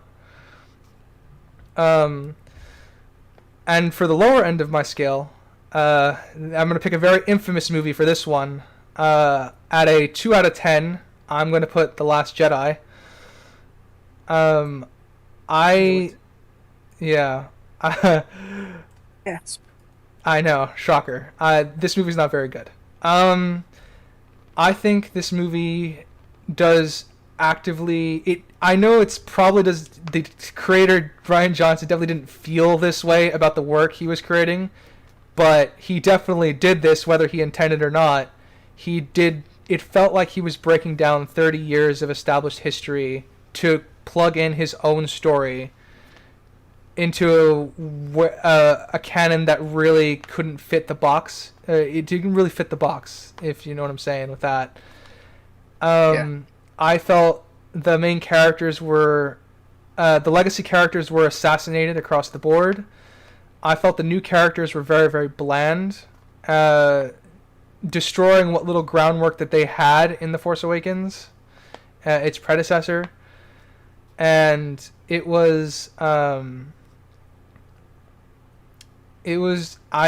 a 2 out of 10 just because it didn't function well on a script level. I don't think there's anything that functioned in the writing of this movie outside of maybe one scene that could be tweaked, and that's really sad. And the only reason this doesn't get a 1 out of 10 is because I do recognize that the visuals of this movie are really good. I do think it was very well directed. I just think the script was fucking shit.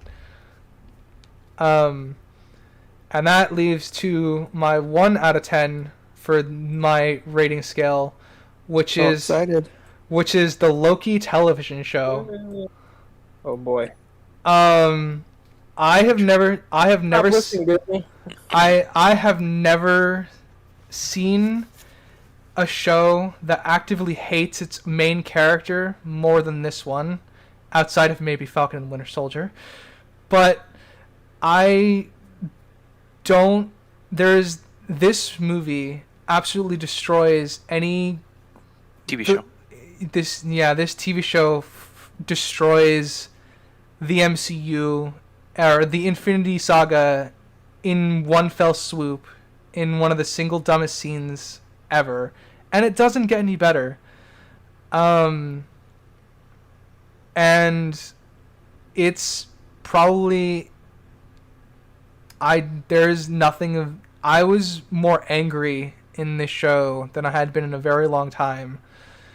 Because this show does not function on a script writing level. It doesn't function well on an emotional level, and it doesn't function well with its characters, because the characters are incongruently making decisions these characters should not be making, especially from the time period where they were pulled out from. For Loki, who is post Avengers 2012 Loki, and it's the character assassination is just headache and mind-boggling for it. So, that's pretty much my scale, I guess, what I consider to be 10 out of 10s to my 1 out of 10 stuff. So, I'm gonna go spin a wheel here to see who's lucky. Unless any of you got questions. I don't want to ask in a way of spoilering, but is your scene you're referring to in Loki that ruined the Infinity Saga, is it the paperweights? That is definitely one scene that ruined the Infinity Saga, and the other one is Kang wrote the Infinity Saga. Okay. Oh boy. And I mean to talk a bit more about it. Kane? They never address him as Kane. That's not Kane. Yeah, whatever. That is how much that is how much this script doesn't matter. This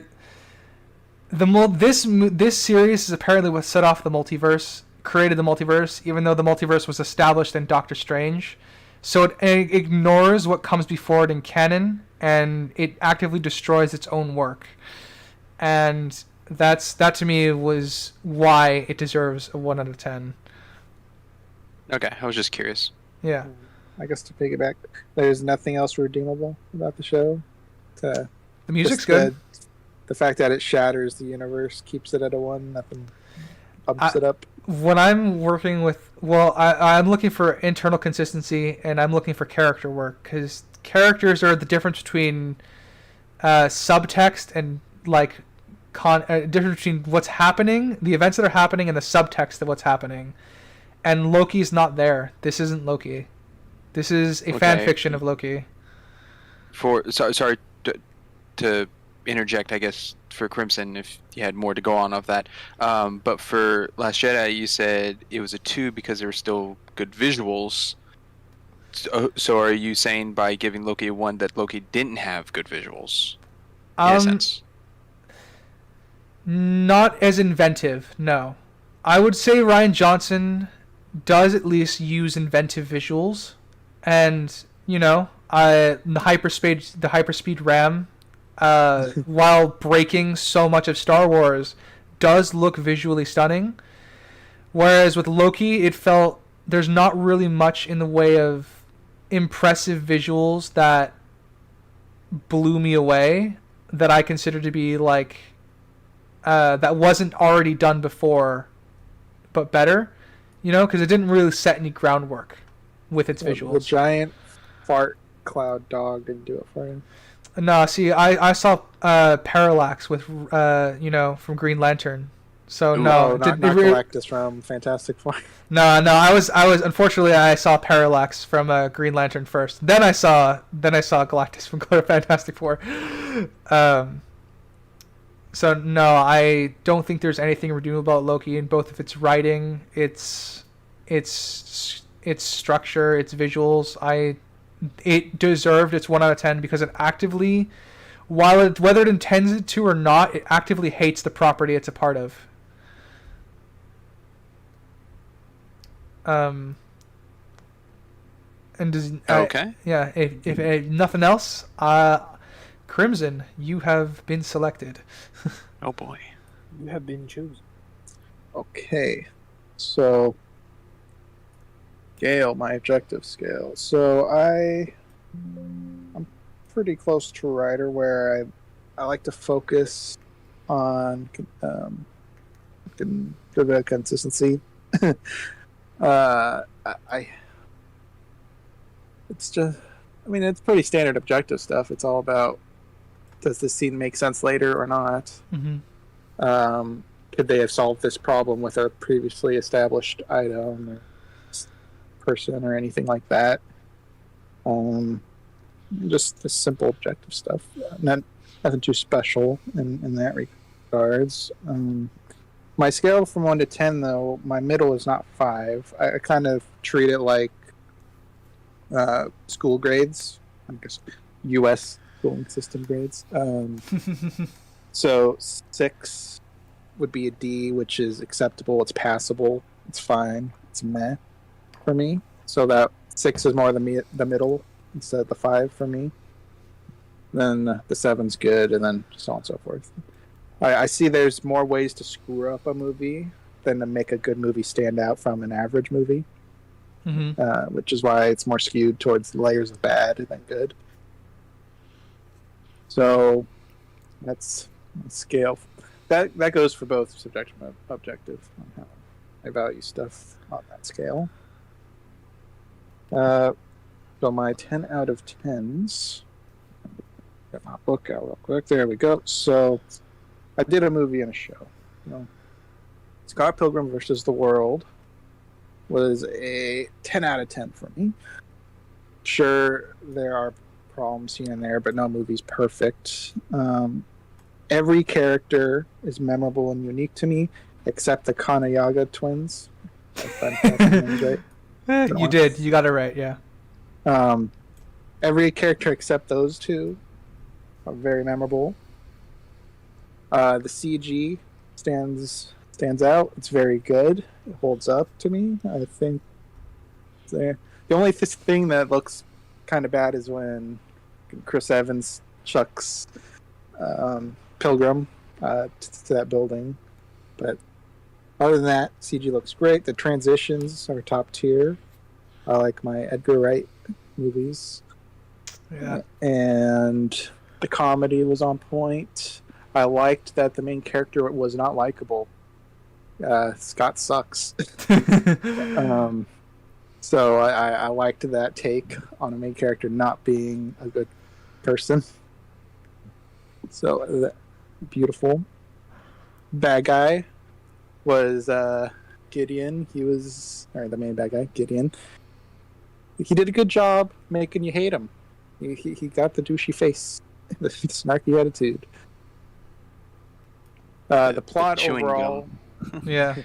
You made me swallow my gum. That's going to be in my digestive tract for 7 years. One of the weirdly most intimidating lines ever. I'm blowing up right now. The plot overall, pretty simple, I guess. That's just like going from one boss fight to the next in video game terms. But there's a lot of video game nods in this movie with the whole combos and everything. What? Really? No way. Crazy. I don't know if a lot of the graphic novels, whatever, the original source material. Yeah. I don't know any about that. I know a lot of stuff got cut. But from the movie, I like it. And yeah, 10 out of 10 on that. Not much lacking. Yeah. Having read the graphic novels, I will say it's fairly close. It is fairly close. The only difference is the last book, I think. Is where the difference things started happening. The fourth book too. I think there's a whole scene that's not. There's a bunch of like side stories and stuff that aren't in there that are I think are actually make the movie better in that way because they kind of don't. Yeah, they cut them for time, but yeah. Yeah. I'll add 2 things. Speaking about the graphic novel, something very cool is, I believe it's for every Ramona flashback talking about whatever X it is in the style of the art books. Yes. Yes. Yeah. Which is very nice. It is a very nice nod, and I do love that. Yes. It could also be kind of weird in the movie sense where, like, with Todd, he punched a hole in the moon, right? It wasn't Patel. Yeah. Yeah. That was Where Todd's like, he punched a hole in the moon for me. Like, okay, I mean that makes sense in a graphic novel. This universe established, that's even a bit extreme. It's got vegan powers. Vegan powers. So, and the other thing I was going to add is I also agree that in terms of Scott Pilgrim versus the World, to me the movie with the best transitions. Yeah, top I know that's just how Edgar. That's just how Edgar Wright goes. But I think, besides other Edgar Wright movies, which I have seen, this one to me stands out more. Yeah, and the music's good. Yeah, I love Scott Pilgrim too. Yeah, it's definitely up there for me as well. Very, very good movie. The script is, even to this day for me, is still very, very tight. And I think most Edgar Wright scripts are. It's funny. I think it's funny because that's probably his most well-liked movie, and it's one of his biggest bombs too. Yeah, Yeah, but it's very funny how that works out. remember, Yeah. audiences don't like talent. They just Yeah, that's true. Yeah. They like to consume product yeah. nowadays. All right. And then a 10 out of 10 show would be Person of Interest, which I've surely bored the heck out of you guys bringing up in our personal times. Funny. That I really like it. It starts off episodic with a sprinkle of background story here and there, but once it gets into season 3, which oh boy, it gets going. Oh man. No, Sprinks and Ryder can attest that it kicks off. It goes and it does not stop. Yeah, they only stopped halfway through because Netflix got rid of it. God damn it, Netflix. From there on, it gets really serialized. It gets really good. Lots of philosophical talks can be brought up during it, which I like. It's a thinking show. It's a thinking man show. A thinking show. If you want a dumb show, watch Loki. Okay.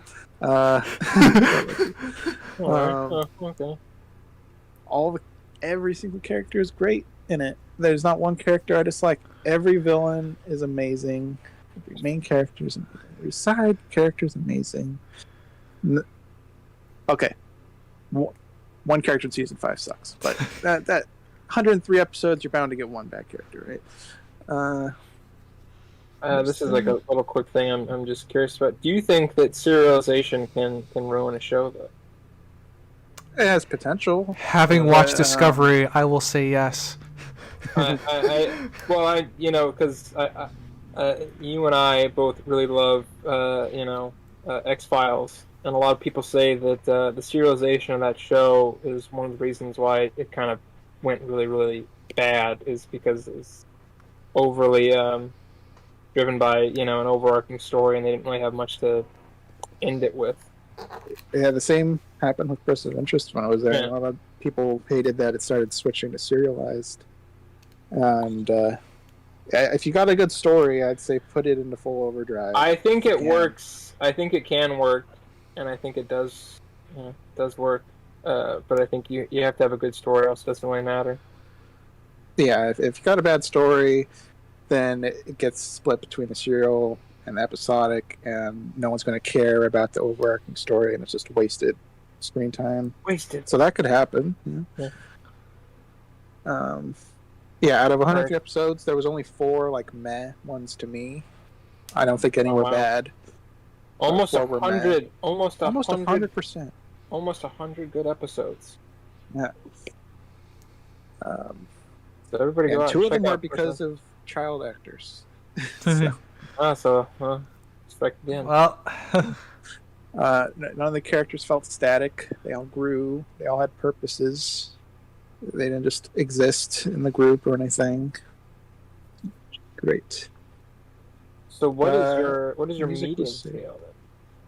Oh, sorry. Huh? I said I was going to say what was your median scale, but if you were still going. No, I was just about to say that wraps up my 10 out of 10 examples. My 10 out of 10. I guess 5 or 6, which would be teetering bad to average meh. I have Avatar. Not Avatar the Last Airbender, but Avatar I listed as a 6. James Cameron. Yes, James Cameron, 2009. The Blue People. Avatar. The Blue Peeps. The Na'vi, yeah. There you go. Gave it a 6 objective because visually stunning. That was the whole selling point of the movie, pretty much. I never got to see it in 3D, which was the way you were meant to see it. At least that's how they sold it as. I will say, it was probably the only movie I ever really liked in 3D. Yeah, so it was made for it. Visually good. Jake, the main character, was so boring and flat. He barely counted as a character to me. Most people probably didn't even remember his name after watching it. Scully. Who? Yeah, precisely. Yeah, Jake Scully. The Colonel. He was a cartoon villain. which Oh yeah. I mean, it fit, I guess. It didn't it didn't break the immersion, but it's very obvious that he's not a real person. He's very cartoony. And how did you feel about the material that they were after? I remember you saying you really liked that. I do have that in my notes. That the universe was cool, but unobtainium sucks. Couldn't think of a better name, huh? Seriously, guys? Freaking unobtainium. But here's the thing.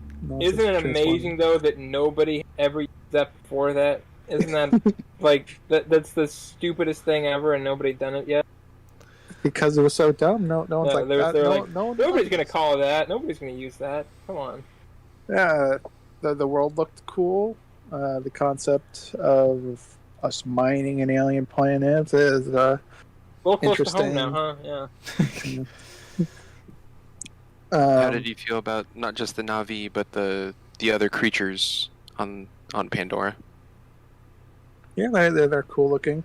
The little connect with the braids is kind of gross, but interesting. Yeah, it was kind of cool until you saw the little feelers running around. And yeah, then it was kind of gross. Well, they made it like sexual with because it is Jake and Natiri in the forest. And I'm like, it isn't.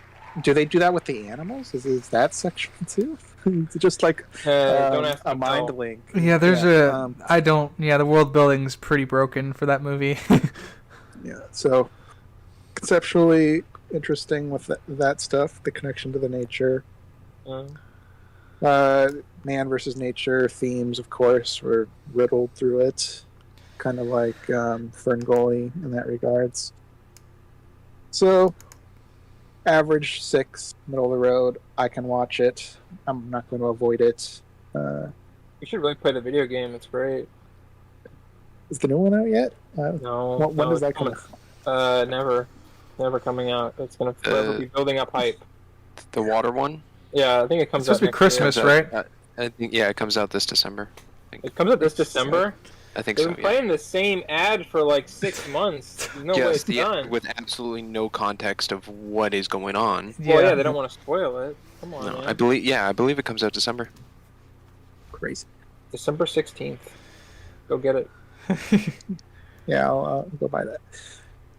And then for a 5, I chose the show Blind Spot, which I showed the pilot to Sprinks a while ago. Don't know if you recall much of anything of it. I do.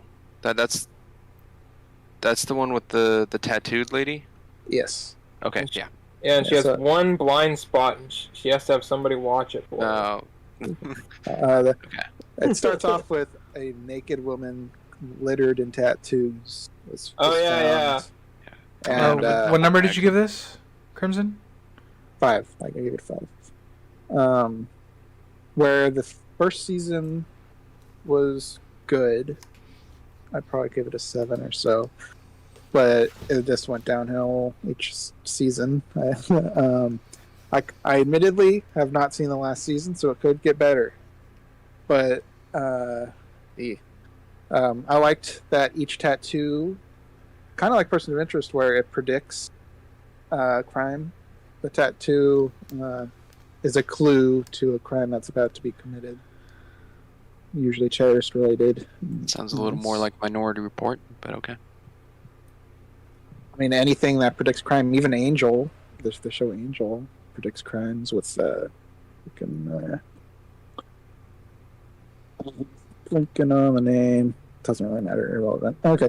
The main character, Jane Doe, she's pretty good for the first 2 seasons. I think the problem with this show is that it gets pretty soapy. It gets yeah, I mean, very crime shows. Yeah, very very drama ridden, and just took me out of it. I hate manufactured drama, and this brought up a lot of it later down the line. Her brother, which is later introduced, best character in the show, Roman. He was pretty much the saving grace of the later seasons I saw. Everything else? Tasha and Edgar, those characters sucked. They definitely brought down the show. Yeah, fuck those guys. Yeah, they boo boo bad. And the camera itself was handheld, or at least of the visual effects of handheld. I hate that. Not to the extent of Office. Not like it's I like that. a character. Because in The Office, it's like a character. It's like a cameraman actually in the setting. But it's in this, it does not fit and looks terrible. And then I gave a 5 example for a movie. The Eye with Jessica Alba. Oh, you were asking earlier, like, has there been a good movie with Jessica Alba in it? Yeah. So I gave this one a 5. Similar to Avatar, where the characters are pretty bland, flat, nothing really interesting about them. She's blind. That's interesting. That doesn't That's really interesting. That doesn't really build her up as a character. It's kind of a suspenseful horror, I guess. I think that's probably what it's classified as. So there's not much to build up on the character other than I'm scared.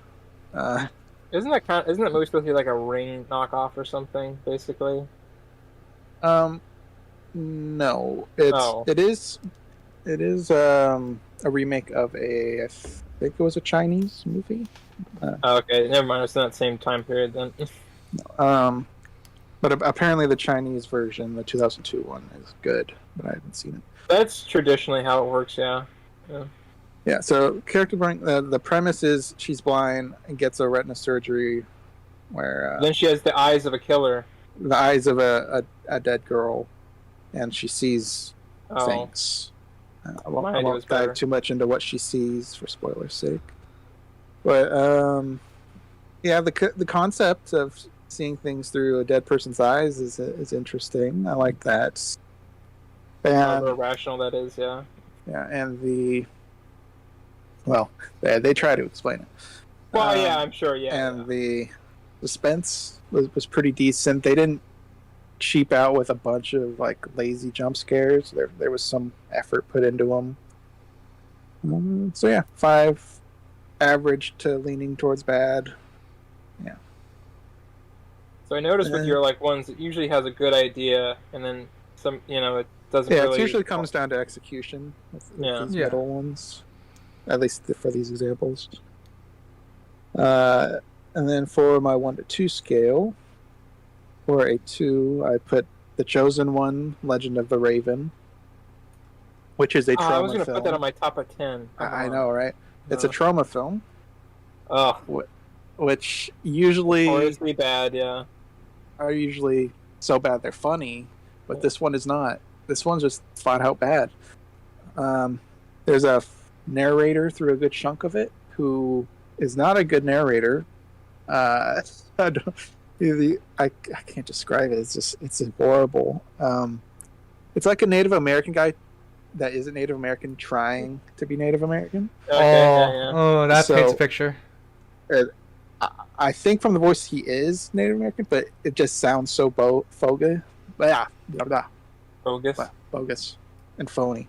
I combined Phobus. Yeah. So narrator was bad. The costume design was horrendous. Because there's the Raven, who's played by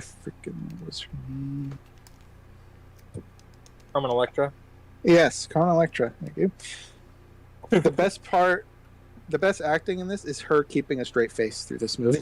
Yeah, all right. Everything else, acting related, was terrible. Which is to be expected with the trauma, I guess. In that regard. But, I mean, if this is like bad, even by their standards, it's pretty bad. Yeah, over the top, gratuitous, like sexualized scenes, like way too over the top, unnecessary. But that's classic, like Z budget or whatever film. Z budget. Throw it in there to get attention, and the plot makes 0 sense at all. I couldn't even describe it to you, really. Her sister dies, and she gets the power of the Raven, and then some other nonsense ensues. All right. Yeah. Nonsense. Nonsense. It's terrible. And then for a 1, I chose the show Falcon and Winter Soldier. Hey! The parallel freaking writer's Marvel choice of Loki here. Is this But it wouldn't be funny if similar? it's the same people. No? It could be crazy, but it's not. If it is written by the same person, that wouldn't surprise me. It's not. But as Loki a writer wrote. yeah, did they do? they did do Doctor Strange Multiverse? 2, which is leading into my vote for tomorrow. Yes. So fucking Winter Soldier. Same with Rider, where the characters I feel got butchered, filleted alive. It was terrible. I'm fine with subtle messaging and things, but they just beat you over the head with it to an extent where it just ruins the experience for me in this show. The only things that redeem it in any way is Walker, who is the knockoff Captain America. He was good.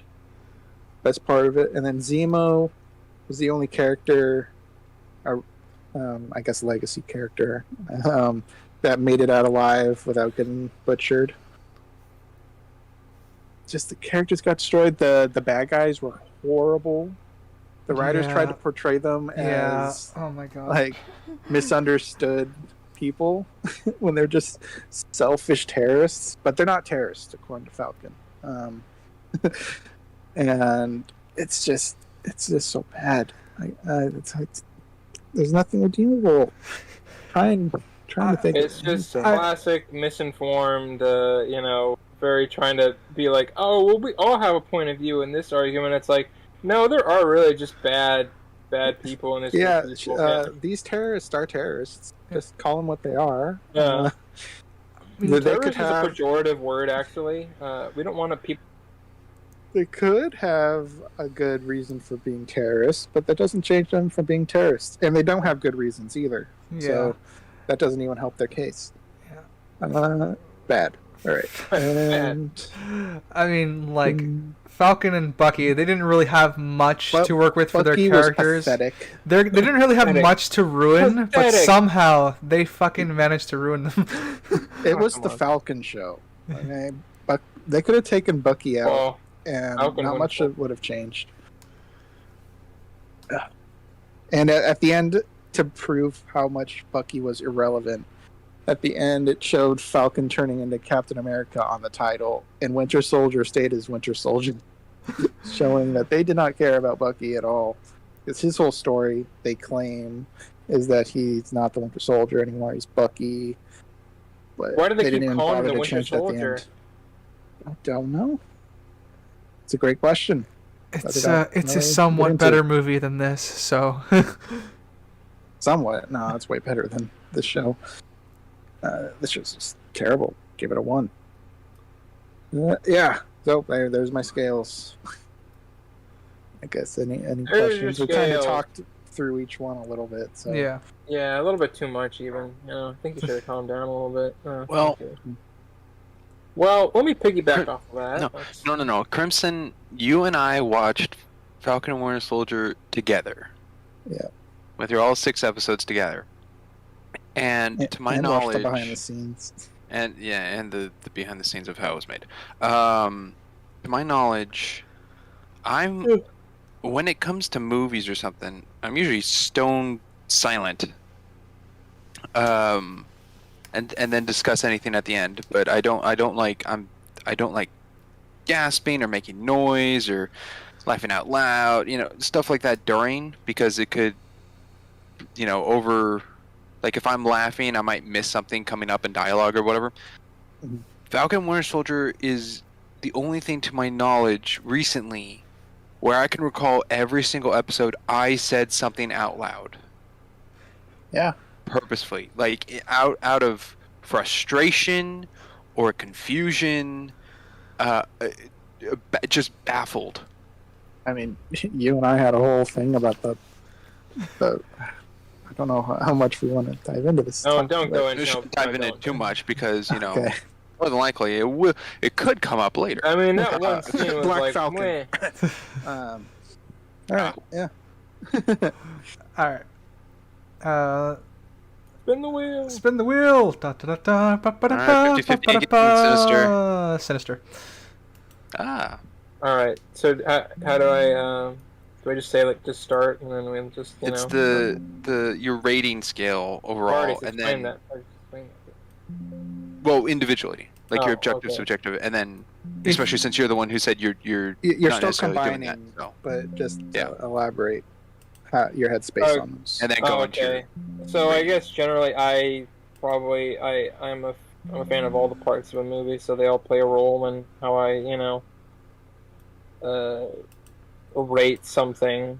Uh, generally I probably won't give a rating until I've seen something twice, concrete. But I'm generally fairly confident, usually after a first viewing, how I'm gonna rate something. But I guess for me, like if it has an interesting story or something I haven't seen before, and vice versa, and it's executed well, and I think the actors in it I think of them as the characters they are in the movie. I don't just think, oh well, there's freaking Tom Cruise being Tom Cruise, but he's got a water polo vest, or you know what I mean, that kind of Yes. thing. Yeah, if it's like, oh well, Kevin he Hart being is, Kevin Hart. yeah, exactly. So, uh, and then if the score fits it, the soundtrack's good. Uh, Also, by the way, soundtrack and score, two different things. Score is for the actual movie, and the soundtrack is incidental music. So it's two different things. But if they both are good, and everything, it's a solid 10 out of 10. I think I've had that happen only about like 10 or 15 times in the last couple of years. Out of all the movies I've seen. So we'll jump right into the 10 out of 10. Which one do you think to do first? You can sort of just pick one and just start talking. Or... Yeah, just pick one and start talking Okay, about and it. I'll Yeah. just go. Okay. Uh, I guess I'll start with Zodiac. Um, Oh, Zodiac. This was a movie that I had been interested in seeing for a very long time. I didn't see it in probably like the last 5 or so years, maybe. And it's pretty lengthy. It's probably one of the longer ones that I can just sit and watch, for like the whole runtime, and really enjoy it the whole way through. It's David Fincher. It's probably my favorite David Fincher movie.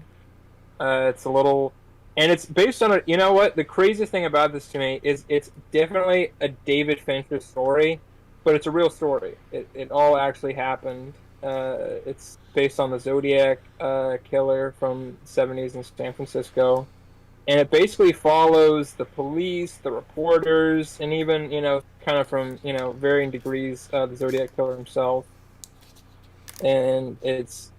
And I've done a little research, and apparently, by the definition of the police themselves, or crime, I'll say crime, criminologists and those kind of people, it is probably the most accurate to actual crime investigation that has been put to film. So there's for you on that. Uh, I mean, I can't talk enough about spend hours just talking about this one movie, but it's probably got my favorite Jake Gyllenhaal performance, probably one of my favorite Robert Downey Jr. performances. I mean, everybody, and Mark Ruffalo is great in it too. I mean, everybody in this is casted really well. It's great piece. The music they chose for it is phenomenal. Score and soundtrack. You feel like it's the 70s. I mean, the whole way through. I don't think it ever breaks that. It's shot beautifully.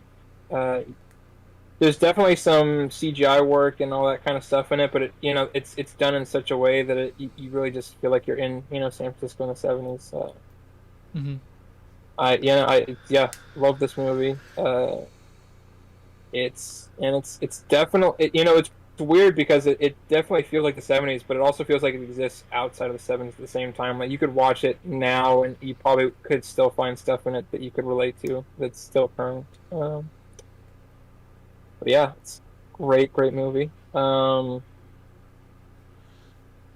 just keep going, or Yeah, I mean, like I know we've had like a bunch of people going so far. yeah, So I mean, Well, Zodiac's. unfortunately, Yeah, I can't say much about Zodiac because I haven't finished haven't it. seen it. Yeah. never It's finished. Oh, no, guys. because it's 2.5 Telling me. hours, and I've never really sat around the time. Can't sit down for two and I a half haven't set hours. the time. That's not what I said. I said I haven't set the time to get around to watching it all. No.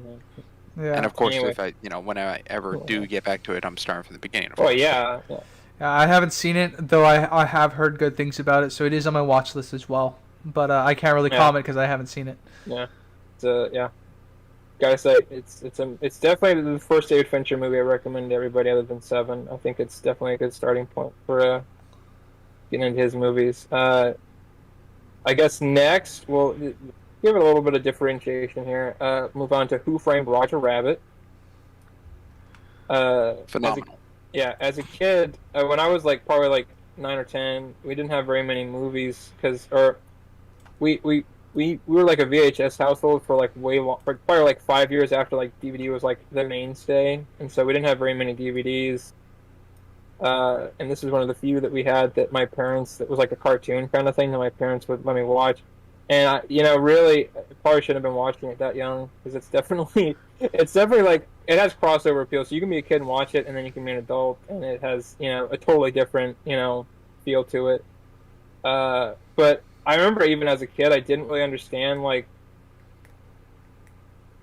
it was the only other movie I can think of in a similar vein to this is like Space Jam or maybe to a lesser degree Back in Action.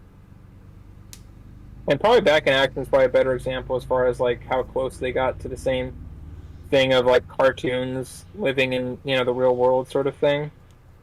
But I really didn't understand like why other movies didn't do the exact same thing, because I was like, this is awesome. You get like a real life story and you get a cartoons like take on it. Like I wish there was cartoons walking around. That'd be awesome.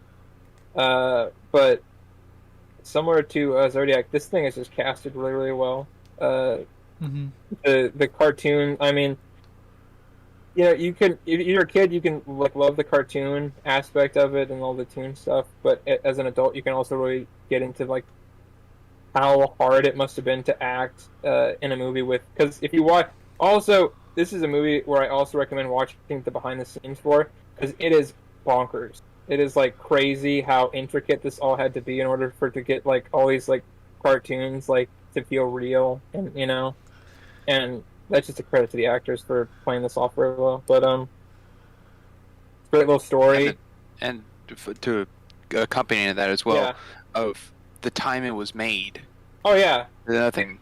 Yeah, it's a 1930s and 40s, like not like there's a famous, but like almost like a hard-boiled noir kind of setup, but take that and put cartoons in it, which seems like a stupid thing and like it wouldn't work, but it actually works really, really well. It's a whodunit where you really don't know what's going on for most of it. I wouldn't say it's a whodunit, but it is kind of a little bit of a mystery. But it's definitely you can kind of, it's got the elements. Watch it. Yeah, there's an element of surprise to it, but you can, if you're old enough and you can see where it's going, you can probably pick up who did it. But the villain in it is great. Probably one of the best. Christopher Lloyd. Yeah, probably. Yeah, There's an interview with him about it where he was like, I love the Disney animated villains, like the Wicked Witch, or the evil stepmother. Sorry, Wicked Witch, that's stupid. And he was like, I wanted to do my version of that, and yeah, there's definitely.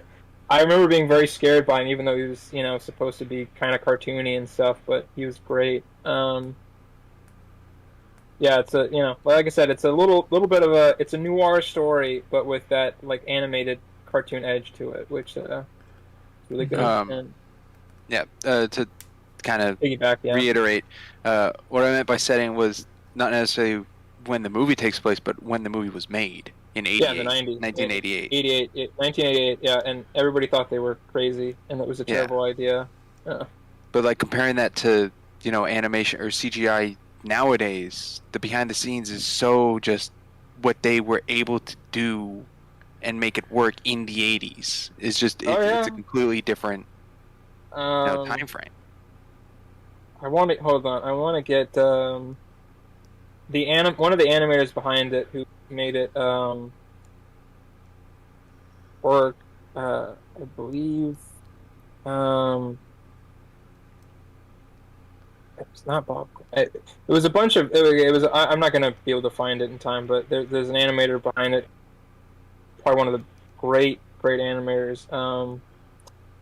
Richard Williams, who, if you're not familiar with Richard Williams, is probably the greatest animator ever lived, next to like Chuck Jones and those guys. But he did the work on it, and they were, when they were pitching it to him, or when they were trying to figure out, and he did it, he did animation in a way that was frame by frame by frame, which is insane. Not how most, yeah, well, yeah, insane.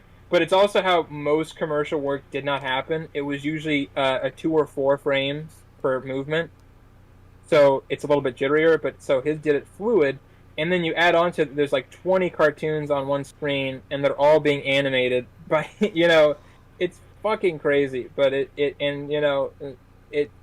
still looks good now, and that's just a testament to the work they put into it.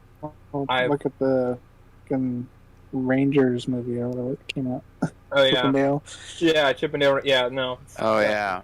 We're not going to talk about that. One's a pale imitation, but Anyways, so I loved it since I was a kid, and I still love it now. And it's, it's one of those ones where there was a shit ton of work put into it, and that doesn't necessarily mean you get a great movie out of it. But in this one situation, shit ton of work. It was lovingly made, and I think it paid off. Gonna go over to the last of my 10 out of 10s. The Big Lebowski. I was torn between this and Oh Brother Where Art Thou, because I love the Coen Brothers movies, and I probably love Oh Brother Where Art Thou more than, but this one I think is a little bit more special to me. So there's a Big Lebowski. This is kind of a whodunit, but it's a very complex whodunit, and it's done in such a way that you almost feel like it doesn't even matter, but it does. You have freaking Coen Brothers. I don't know how they always find the best actors to inhabit these roles, but they always do. You got freaking John Goodman as like a Vietnam vet who's way too high strung to be hanging out with freaking Jeff Bridges, who plays probably the most lazy person I think I've ever seen in a movie. Just so lazy it's iconic. Yeah, iconically lazy. The dude abides is now iconic. But and then in a smaller role, but still like Steve Buscemi as just kind of a perfectly cast as just to be there. I mean, it just works really, really well. Philip Seymour Hoffman role in here, which is pretty good. One of his early ones. He doesn't get a lot of screen time, but he's good every moment of it. And the story is, I will say, definitely complex in the twists and turns it takes. But you never really feel like it's like, highbrowing you in any way. You kind of, are on. I guess I'll give a little bit of a small synopsis for it. Just it basically through a course of mistaken identity, Jeff Bridges' character, whose name is Lebowski, is confused for a millionaire named Lebowski, and his wife is being held for ransom. Not his wife, but the millionaire's wife. And it's basically about him just sort of kind of half-assedly finding his way into like all these situations that you wouldn't really ever want to get into just on purpose, even. Mm-hmm.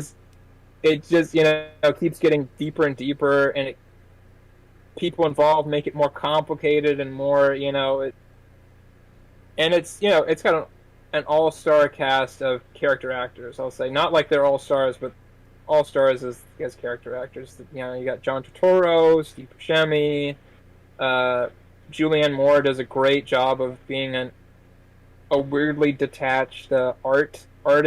You know, who gets involved somewhere in there. She's great. But yeah, it's definitely probably one of my favorite Coen Brothers ones. And I will say, one of my favorite one. This is a top 10 for me. Also, you know, also in this movie, bowling. Bowling plays a huge part in this movie. That's why I love it so much. Bowling. Bowling. Sinister, Yeah. Sinister, would you say you're a big fan of bowling movies? No, but I'm a fan of bowling, and this movie is a good bowling movie. I wouldn't say this is a bowling movie because bowling just happens to take place, and then there, you know, and then it kind of is just a meeting grounds for it. But I like bowling in some movies. I like bowling in general. So yeah, that's you know. I'll always watch anything the Coen Brothers do. Just usually probably the highest literary level cinema. All right. So I guess what do you consider your mid tiers then? My mid tiers. Yeah, this was a little bit harder because I think I have a lot of mid. But I'll start this off with kind of a more recent one. The Dead Don't Die by Jim Jarmusch. I'm not the biggest Jim Jarmusch fan. I think he's kind of become a cult of filmmaking in the last couple of years. I think he's okay. He's from the same school of like the indie film reign that started in the 80s and late 70s, or early 80s to mid 90s. He's kind of one of the originators of like the film school indie guy. This is a movie that I was really excited for because I really like a lot of the cast. It's got Bill Murray, Chloe Sevigny, a bunch of other, there's a bunch of I think Adam Driver's in this one too, but I don't really like him. But let pieces, let bygones be bygones. I'm gonna watch the movie. It's also a zombie movie, but I will say this is one that it had a lot of elements in it that I was really into, and I thought it could be interesting, and it was just not at all what I thought it was going to be in the worst kind of way. That's kind of what I'll pitch it. It has like I said, I think it has a good story potential in there. It has it's got Bill Murray in it. I mean, that's usually that's a good place, but you can't really go too wrong from there. But well, yeah, look at Zombieland. Bill Murray made it. Yeah, exactly. And zombies and Bill. I'm like, again, yes, please. It doesn't really do much with it. It kind of gets a little bit too self-referential. Where kind of it breaks the fourth wall from time to time.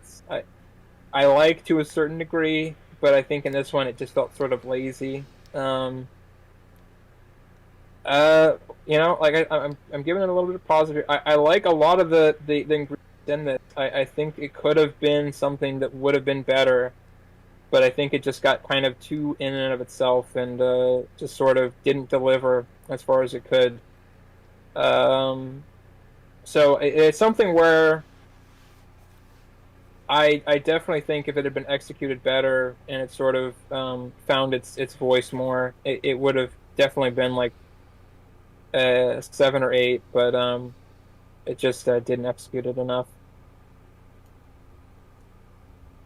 And moving on to my other median scale, I don't have any shows. Second one, this is a movie called Hard Rain. I went through a phase where I really was into Christian Slater for a little bit. I thought he was kind of interesting, and so I was watching a bunch of his movies. This is probably one of the lesser of a kind of string of movies they did when they were trying to break him as a big actor. Post Heathers and a bunch of other big huge hits, and I think this is from maybe early 90s. I'm probably right. It's sort of your average 90s action thriller, big budget sort of fare. It's got a heist in it.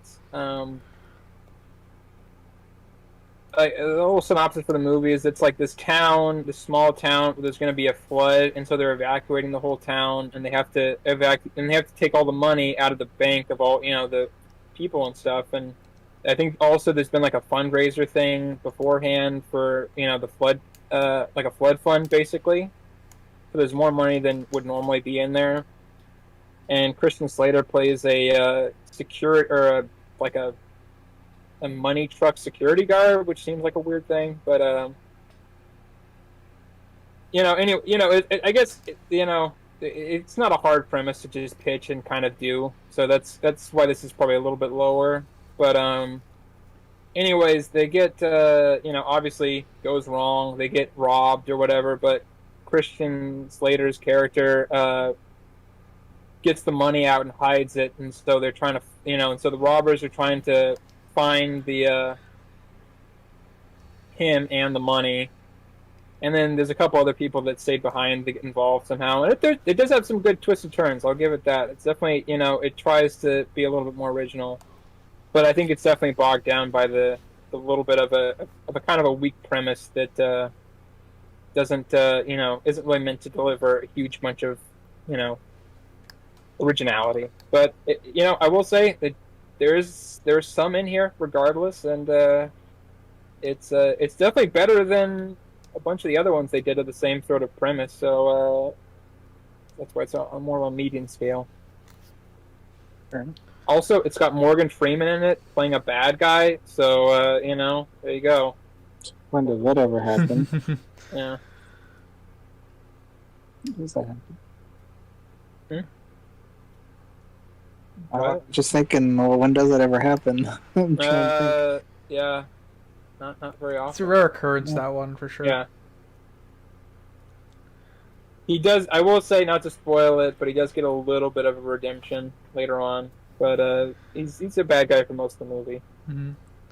And I guess what's in your lower end here for you? Oh yeah, so my ones and my twos. I don't have that many ones, but I will have pretty much almost a one coming up. We're going to talk about later on, but I think these are both part of a series. So, but they were on the. We'll start with Amazing Spider-Man 2. At a one? It wasn't amazing? No. It didn't promise. The promise of it was gone. They mixed me. So, I wasn't I never saw either in theaters when they came out because I was a big fan of the Tobey Maguire, Sam Raimi ones. But finally, Crimson got me watching before one of the newer Spider-Man movies came out, and so we only got about halfway through of this one, and then I watched the rest of it. And even like the half we saw, I knew that it was bad. But even finishing it made it even more apparent. I know a lot of people have been saying recently they want a third one with Andrew Garfield recently, and no. No, Unless you don't think the... I don't think he's bad in it. I just don't trust anybody to be able to write this very well. They kind of chose, I guess, some more interesting or more not. They didn't choose really any villains that they had done in the Tobey Maguire one, which I'll give them props for that. And I think it's also probably one of the weaknesses of the movies. They never really found their bad guy in either movie. Yeah, they didn't stick to one. Yeah, this one is just kind of the second one. The first one's okay, but the second one, it's just a mess. They don't really know what they're doing. They don't really know what tone they kind of want to do. They want to do kind of a dramatic tone and kind of like the Tobey Maguire, but it doesn't really work. You don't really believe it. I never really believed Andrew Garfield as kind of being not cool and a geek at all, really, but that's not really the biggest problem with this one. The story just doesn't really make a lot of sense. They kind of set up an interesting villain, but they never really deliver. I mean, it's just like it's a lot of groundwork that is kind of interesting in a half aware sort of way, and then it just never really goes anywhere. It's just not. There's very little structure, and whatever there is just kind of falls apart by the end of it, and you don't really feel any sort of. You're just kind of like, oh, well, it's over now. You don't really ever feel like, oh my god, what could they do next? Like, where can they go from here? It's just kind of like, well, I think we've already seen where this is going to go, and it's not much better. So that's just kind of one where I'm just like, I just don't really see a lot of. I don't really see the story being interesting. I don't really feel like any of the characters are interesting. Yeah. It's just not executed at all well. I do think Andrew Garfield and the actress who plays Gwen Stacy, I think they're fine for the roles that they're given. They do what they can with the material that they're given, but I'm inclined to agree that they don't really have much to work with in the. I mean, yeah,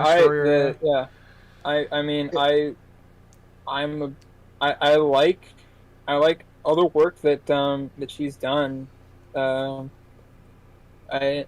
like other work that Andrew Garfield's done, but this movie was just not really for them, and and like I said, that's I can't. They don't give bad performances that much that aren't hindered by writing.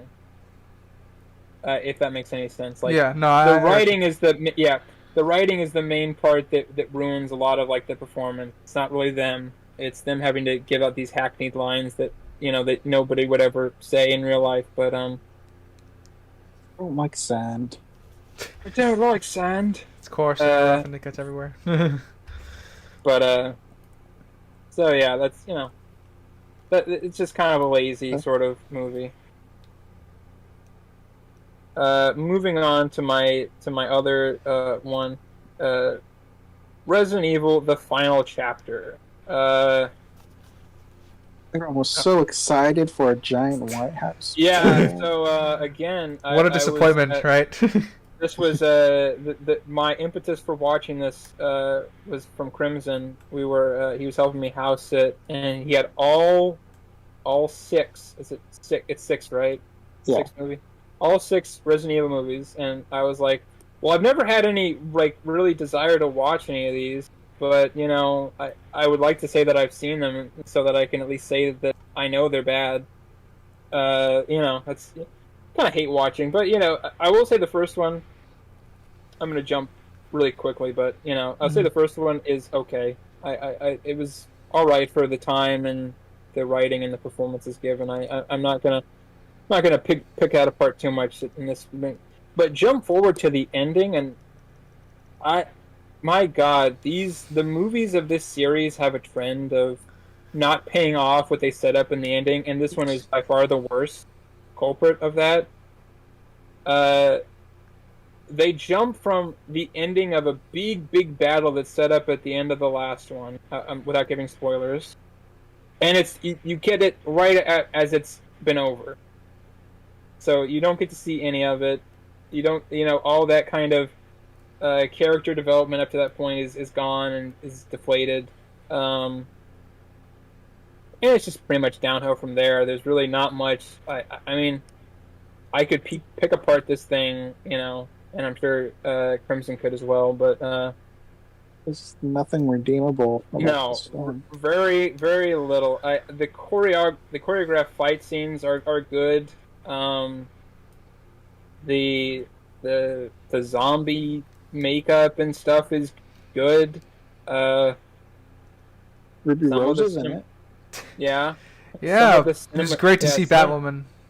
Yeah. Some of the cinematography is okay. That's It's about it. Yeah. I mean, they get from point A to point C, I guess. That doesn't make any sense. Nothing that's been set up, nothing that's in this movie has been set up in any of the previous movies, really.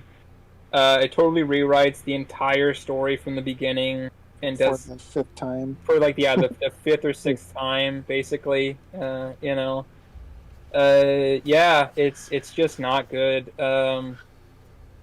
I don't want to rag on Mila Jovovich too much because I think she does some acting fairly well.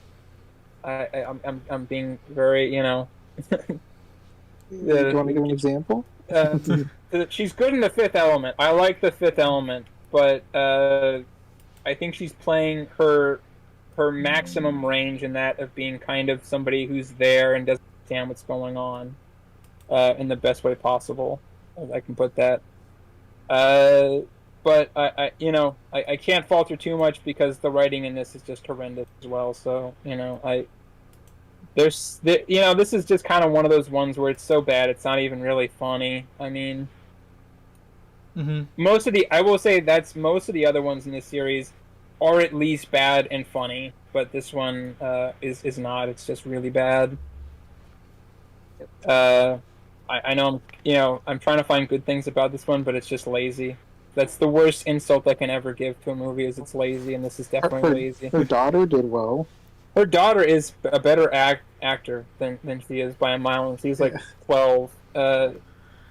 So I'm hoping she has a long career of being better.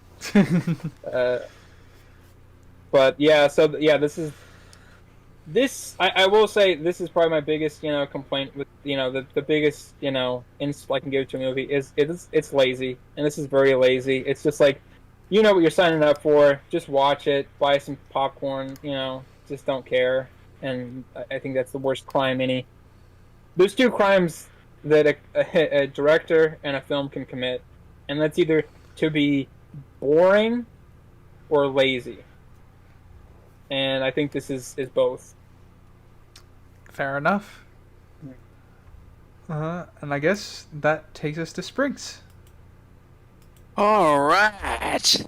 Then we just get my southern accent out of my back pocket and just. No, I did not mean to go. I apologize. Did not mean to go southern. Well, I guess the initial start question of the. What's your start? What? I'm trying to recall. Just like, the question is, how do I rate things, how do you rate it? Yeah, how do you rate things, and how do you come to a 10? How do you come to a 5? Yeah. Okay. Well,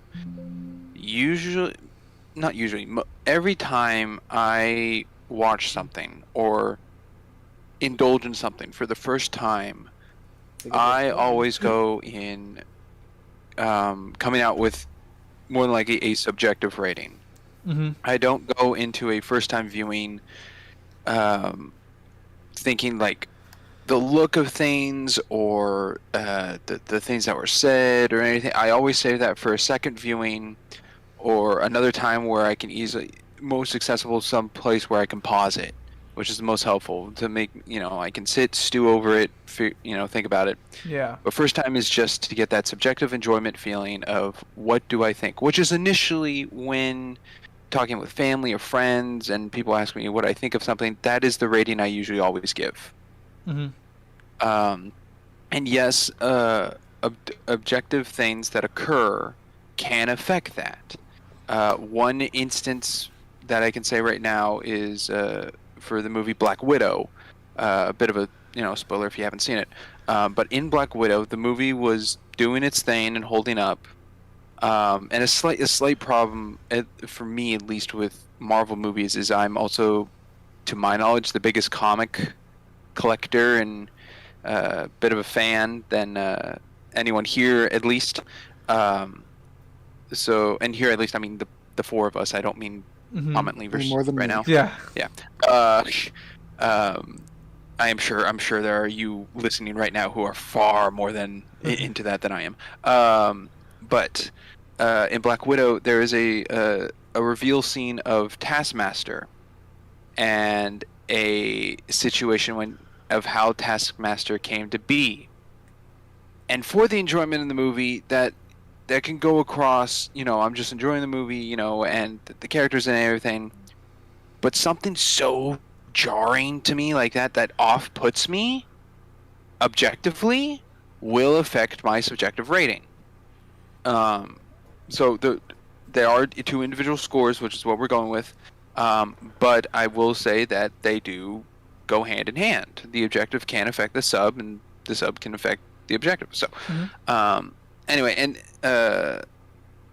basically what we stated before about the two is like the objective rating is like to indicate the thoughts on what the film is being made for, like how is it being made, like you know, every movie made has deleted scenes and stuff taken out, and the scenes that are there, it's like, should that have been a deleted scene? Or if you see a deleted scene, it's like, why was this removed? It would have actually benefited and stuff like that. So it's always chosen of the director and the people editing it, the whole crew, of their decision on why was this chosen specifically for the enjoyment of the audience.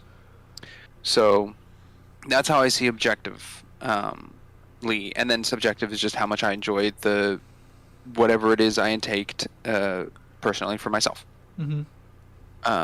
Which now goes to the 10 out of 10. The three of you. I'm trying to relay how I went about this. The three of you did it in a sense of, it sounds like combining the two of objective and subjective to give an example of your answer, which I also I didn't give any subjective ratings. Yeah, he didn't. Yeah. Okay, no, that's right. Ryder didn't give any subjective. He did only objective. I'm giving my guilty pleasure a bit at the end. Sorry. I will say my answers currently that I have for my ratings are more 75% subjective. Okay. That's usually how they are. Yeah, with the 25% of objective that affects it in some sort. But anyway, my 10 out of 10 movie that I have written down is Forrest Gump. And I don't know why, or I have understanding, but I can never come to a quite understanding of when people say what should be a movie or what is the aspect. Anytime I think of a movie, and Forrest Gump is not the best movie ever made. I know that it's, as Crimson said, no movie is perfect. But for some reason, when I think of like the staple of a movie, Forrest Gump always comes to my mind. Of the movie of showing what a movie is, kind of example. It's a movie to me that holds so many. Its classification of its genre is, I believe, drama/romance, but it has so much more to it than just those two. It has comedy, it has satire, it has period piece, it has war film. It just has so much into it that actually works and flows. It's not off-putting. It's not sharp turns. It blends together nicely in what it is showing. It runs well. Yeah, very clever. It does. Yeah. It runs. I believe. Oh, sorry. I didn't mean to cut you off, Ryder, if you were going to say something. Yeah, it's one of those movies where I like sticking in the context for some of the situations that this film puts the viewer in, and the way the character's written, and the very, very different situations he ends up in, are very, very normally, I would think, very hard to connect, but they don't feel disjointed in this film. I think they are very fluidly connected. I agree. I will say, I think it's really easy nowadays kind of look back on it and be like, oh yeah, that was obviously going to be, that's a huge movie, or whatever, it's like... This movie was definitely a risk. Yeah, this is a very weird movie, pitch this, okay, we're going to have a developmentally slow-witted guy, and he's just going to go through history. And it's like, okay, who's going to watch that? And it's all, so, I think it's definitely hard to see that now, but if you look back, it's like, that's actually like a pretty weird idea. Yeah, I mean, it's a weird idea, and it shouldn't, and on paper, it really shouldn't work. It shouldn't be enjoyable to watch, unless you're, a certain kind of person. But, so the fact that it is enjoyable to watch, and it's, not only a commercial success, but, critical successes, I think very, very telling and very important. Yeah. I find it very creative of what the story is to have so many numerous historical events, linear, of course, that are that encompass Forrest Gump in them. Even to the point of like editing, was it the black and white presidential things to put Tom Hanks in there? Yeah. Mm-hmm. Very cool. It's that is actual historical recordings and documentation. That is not, CGI. Yeah, Tom That Hanks is was not. really there.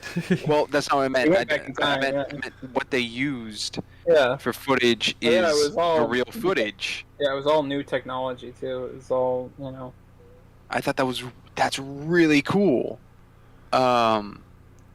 It's also another thing, for score, a memorable score by Alan Silvestri, a beautiful piece. And also something about Forrest Gump is, I guess the genres do help it in the sense that it is emotional to an audience member in multiple ways. It is funny. There are scenes to laugh. It is sad. There's parts that are upsetting.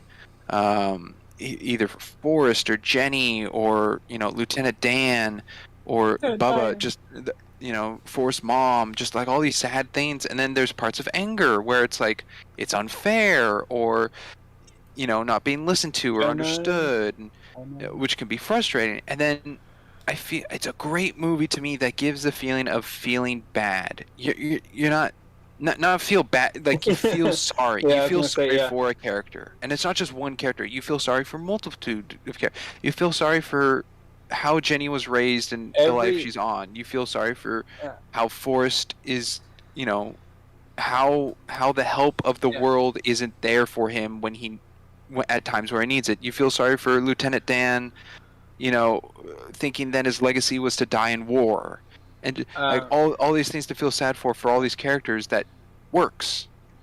So I think I can encapsulate what you mean a little bit more succinctly. Every character you feel a wide range of emotions for at differing times of the movie. They're all extremely well fleshed out.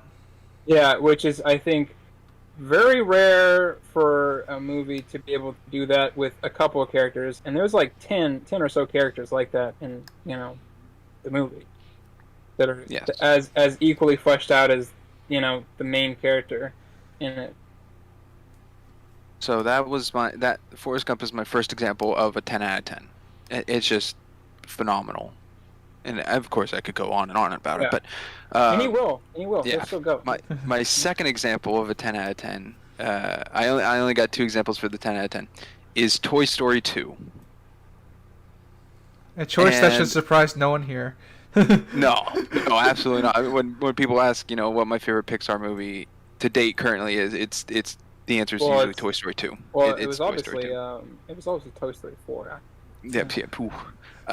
We'll talk about that later. But to me, Toy Story 1 is so good. First Pixar movie. It's the originality of it is Wait, great. you saw Toy Story 2 first? No. I'm talking about Toy Story 1 now.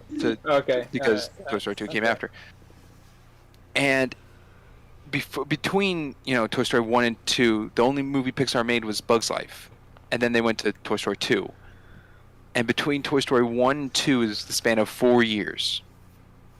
And to me, those 4 years did so much for Pixar that in Toy Story 2, just the visual of the animation is so more detailed and fleshed out. It looks great. Now, it's not the lighting in Toy Story 4, which is absurdly realistic, but just Toy Story 2, the difference in how Woody looks in 1 and 2 is crazy to me.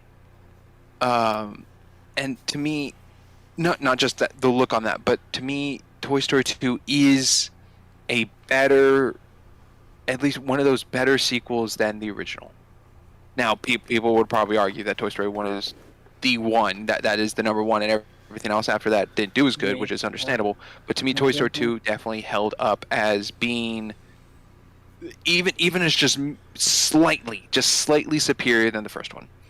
I think I really like what they did with Buzz, because the first one, Buzz is kind of a dumb, not thinking he's real, and going through a crisis and kind of understand. But in the second one, he has that kind of leadership role that Woody had in the first one of, protecting all of Andy's toys, but given to Buzz. But it's still it's not, it doesn't change who Buzz is. It's still the whole leadership and protection and like defending the Gamma Quadrant kind of thing, but it's now defending Andy's toys and the family there, which I think still works for the character. It still flows, and it's an upgrade of sense. I think they gave Woody this whole new outlook of life after being captured with these new toys of, what's it like to be a collector, and the manipulation of like Stinky Pete getting his brain to, like, when the toys came to rescue him, he didn't want to leave. He didn't want to go back, which is slightly foreshadowing to number 4, which I think is interesting. But I just, to me, that's very cool. And then, him thinking about it more and what is more family. And then he like invites the new toys to come with because it's a better life than, being in a Japanese museum for the rest of his life. Also, there for a sequel, there are so many added characters. There's Jesse and Bullseye, Stinky Pete, Zurg, the belt utility Buzz, Al from Al's Toy Barn, Barbie gets introduced, Mrs. Potato Head, who gets spoken of in the first movie at the very end, actually is now a character in this one, Squeaky, and just all these new characters that aren't overdoing it. They're not like, it's not like they're stealing the scenes, or, well, at some points I will say, but they're not taking over from the already original characters established in this world, is what I'm saying. Which I think is very fitting. It's very pairing, and most of them, like for Utility Belt Buzz and Zurg, get dropped off. Like that, they tell their little story, their little side story, which affected the main characters, and then they're left, which is fine. They don't have to come with, they don't have to continue on the story. It's a nice piece to help balance it all. Yeah. And lastly, which makes this movie just a little, reaches that top, is the fact that Pixar animated bloopers, which they only did for 3 movies, but the fact that they spent time. Yeah, that always makes me additional bloopers with whole audio cast and everything. Oh, that is just nice little icing on the cake. It's it's icing on the cake, which is just great. Yeah, like Toy Story 2 may not be my favorite Pixar movie anymore, but it is still one of my favorite Pixar movies because it's a great story. All the characters are wonderful, and I think it moves up nicely from where we left them off in Toy Story 1. I will say the only complaint I have about Toy Story 2, because when I was a kid, seeing sequels and everything, I assumed that every sequel would be like Toy Story 2. Oh, and boy. They're not. Yeah. And like they would always, it's like there was a time for about probably maybe 20 years, sequel was generally held to be, usually the better of, the two. And not no more. Yeah. The worst thing of that movie was how badly it makes you to want cheese puffs. Agreed. Yeah. Fair. Those are some good cheese puffs. Yeah, they always look so much better in the movie than they probably are. Fair. Have you seen Cooking in Anime? No. Yes. Yeah. Yes. I did? Yeah. Cooking in Anime? Yeah. Ratatouille. Yeah, Ratatouille. Did everybody have a Toy Story toy when they were kids? Yeah, I had a Woody and a Buzz toy. I was so engrossed in Toy Story as a child. I went and saw Toy Story on Ice. I did not do that. Yeah, I've. Oh man, it is such a special place in my heart, Toy Story. So I had a Woody and a Buzz. I only had a Buzz. I didn't have anyone else. I used to think that they were like, I still have mine somewhere. And I used to pretend that they come alive and stuff. Yeah. Good times. I think I might have. I don't know if it's the original 1995 full-string Woody, but I think I have something very close to that. I don't mine have. Just has a voice box that you push. Yeah, same. That's what mine is. I also had a Zurg. at one point. Or he got broke. Did he yeah. shoot? He did. He had a little like a little plastic like three ball thing that he would shoot out, like a little missile rocket thing. Very cool. Yeah. I guess I'll move on then to my 5s and 6s, which none of us have really touched on yet. But I will say, our original scoring was 0 to 10, leaving 5 as a middle, or leaving 4 as a middle. But now we have fully decided that it's 1 through 10. So in the aspect of my scoring from 1 to 5, or 5 would have been the middle, right? No. Yes. Yeah. Yeah, 5 would have been the middle. So, 5 is the middle. So now that there's no actual middle stated number, we got 5.5 would be our middle. Yeah.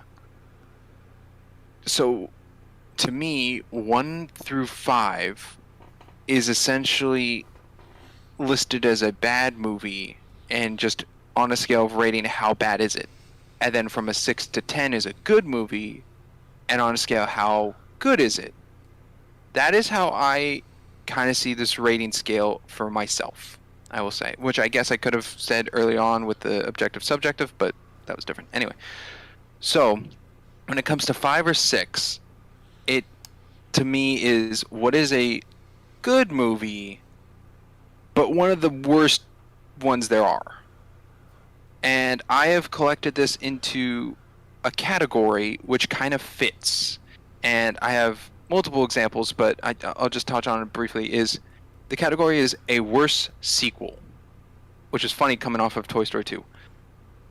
But to me, a worse sequel is something that sticks in that 5 and 6 category. It's not a bad sequel, because there are worse sequels that are terrible, but then there's also really good sequels. For example, like Toy Story 2 or Shrek 2, which are very good. So a worse sequel, a couple examples I have are Incredibles 2, Aladdin, Return of Jafar, Mamma Mia, Here We Go Again, Tim Burton's Batman Returns, Lego Movie 2, Ant-Man and the Wasp, Ralph Breaks the Internet, and Finding Dory. So are you reserving 5 and 6 just sequels specifically? Not specific. It was just a good example to me to find a collective. It just happened to end up this way. About. Yes. Yeah. Yes. Okay. For example, to me, Cars 2 is a worse sequel, like really bad. I would not put that in 5 and 6. But for Finding Dory, it's the feeling of, with a sequel, you are coming with the expectations of knowledge from the first movie. You have more than likely seen the first movie, know what the characters are, what has happened, and then this is a continuation of said story. So going into that. So you're judging a sequel based off of the predecessor and not on its own? Not simply off of the predecessor, but using what you already have established in said world. Yeah. And characters. Is it maintaining the internal consistency of what was set up within the first film? I cannot think of any movie, to my knowledge, that I've seen the sequel before the original. I can't think of anything in that regard. I have. I definitely have, but I saw Fast and Furious 3. I saw Inspector Gadget 2 before I saw Inspector Gadget 1.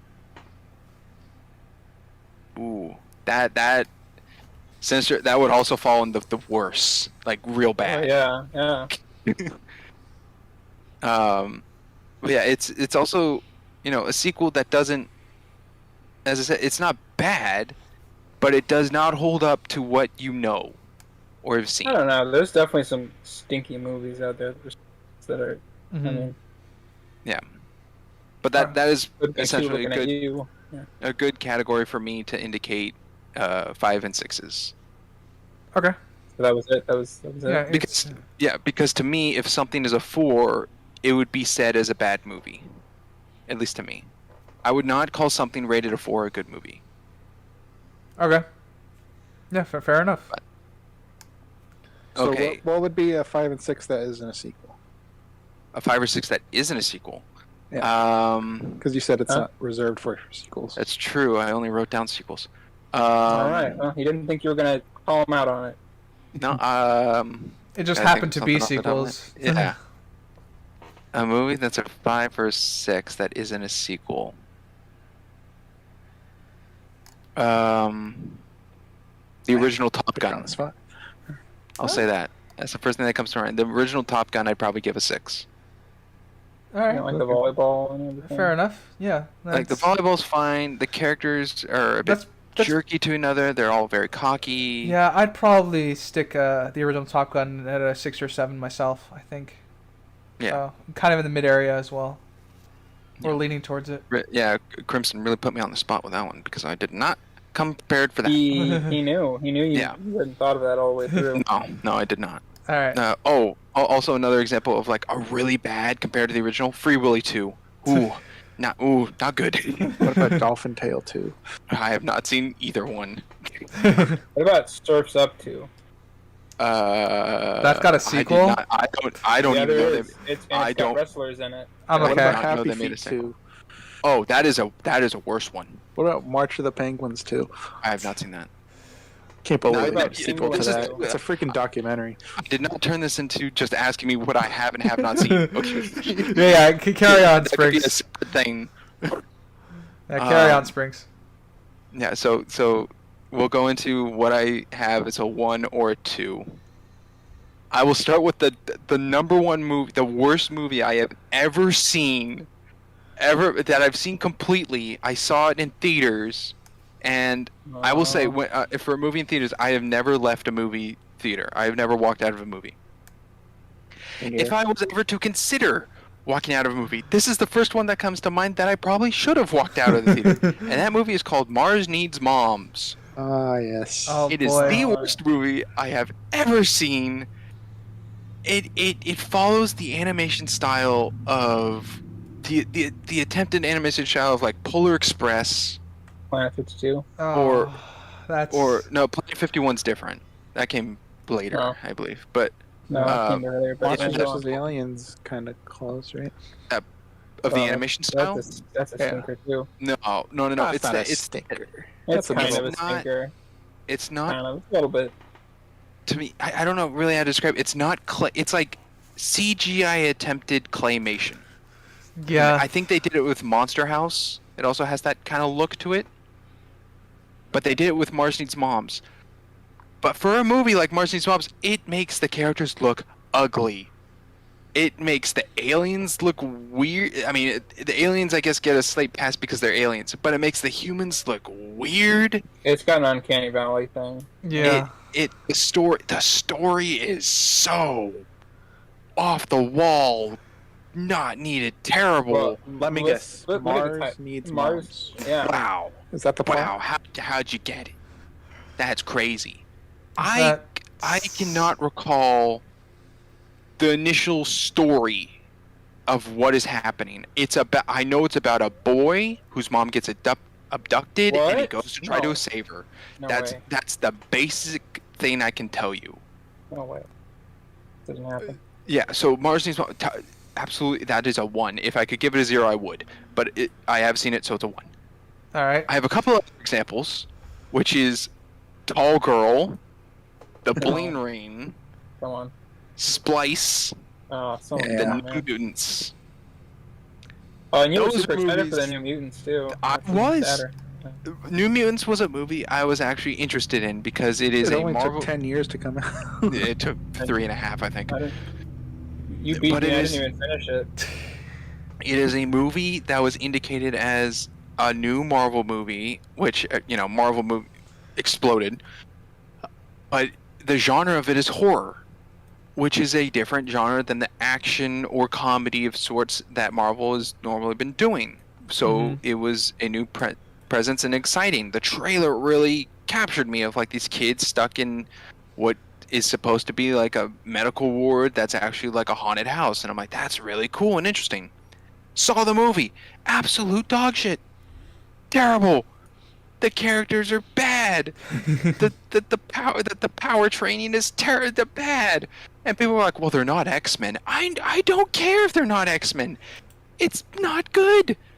the stories of how these characters came to be or whatever, not really fleshed out. It's very cryptic. And could be more. And I just don't understand what's going on. Anyway, so to me, a 1 or 2 movie is a movie that holds little to no entertainment for its audience, which is, individually, I guess, thought out. So for me, if it does not hold any entertainment value to me, it is not good. It does not hold my attention. A very problematic mess of structure. Also, a helpful indication to me that could help establish a movie in this rating, or just to say a movie is bad, is after watching the movie, if I cannot tell you 50% of what happened in the movie, it is a bad movie. Not memorable enough to bother keeping it in there? Not memorable, yeah. And some would say, like, was it so bad that it's, like, scarred you? It's like, no, not in that regard. It's like, it's so bad that it's just bored. It's boring. A movie is to entertain its audience. If it's not entertaining, it's boring, and I don't remember it. Like Aliens in the Attic. I saw that in theaters. Yeah, I did not see that in theaters. I watched that in like 5th grade for a class, or not for a class, but it was like, oh, let's watch a movie, and nobody paid attention. Nobody cared. Mm-hmm. Yeah. So that is my list of ratings. All right. And that's where we're gonna call it first. Yeah, right. I mean, and then since we got all our rating stuff out, I get it that we all like have our own guilty pleasures and stuff, so may as well ask each of you. Spin the wheel.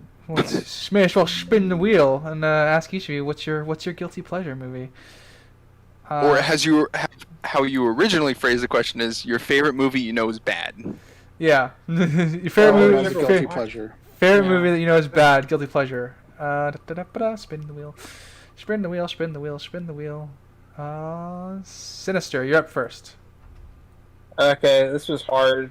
I will generally defend anything that I like, but probably the closest thing I have to a guilty pleasure that I can think of off the top of my head, or that was given like 4 days to come up with, I just can't believe right now. Probably Sausage Party, probably a guilty pleasure. It's not a really good movie, but I like it just because I can just turn my brain off for it, and I don't have to, I mean, I'll say what it knows what it is. It's not really being highbrow. It's not really being very, Mm-hmm. It's not aiming to be a magnum opus. Can't, It's definitely. I don't think it could be better, and I don't think it really could be worse. But, well, it could be worse. But I don't see it being any better with any other ingredients or anything. But I accept it for what it is. Fair enough. Yeah.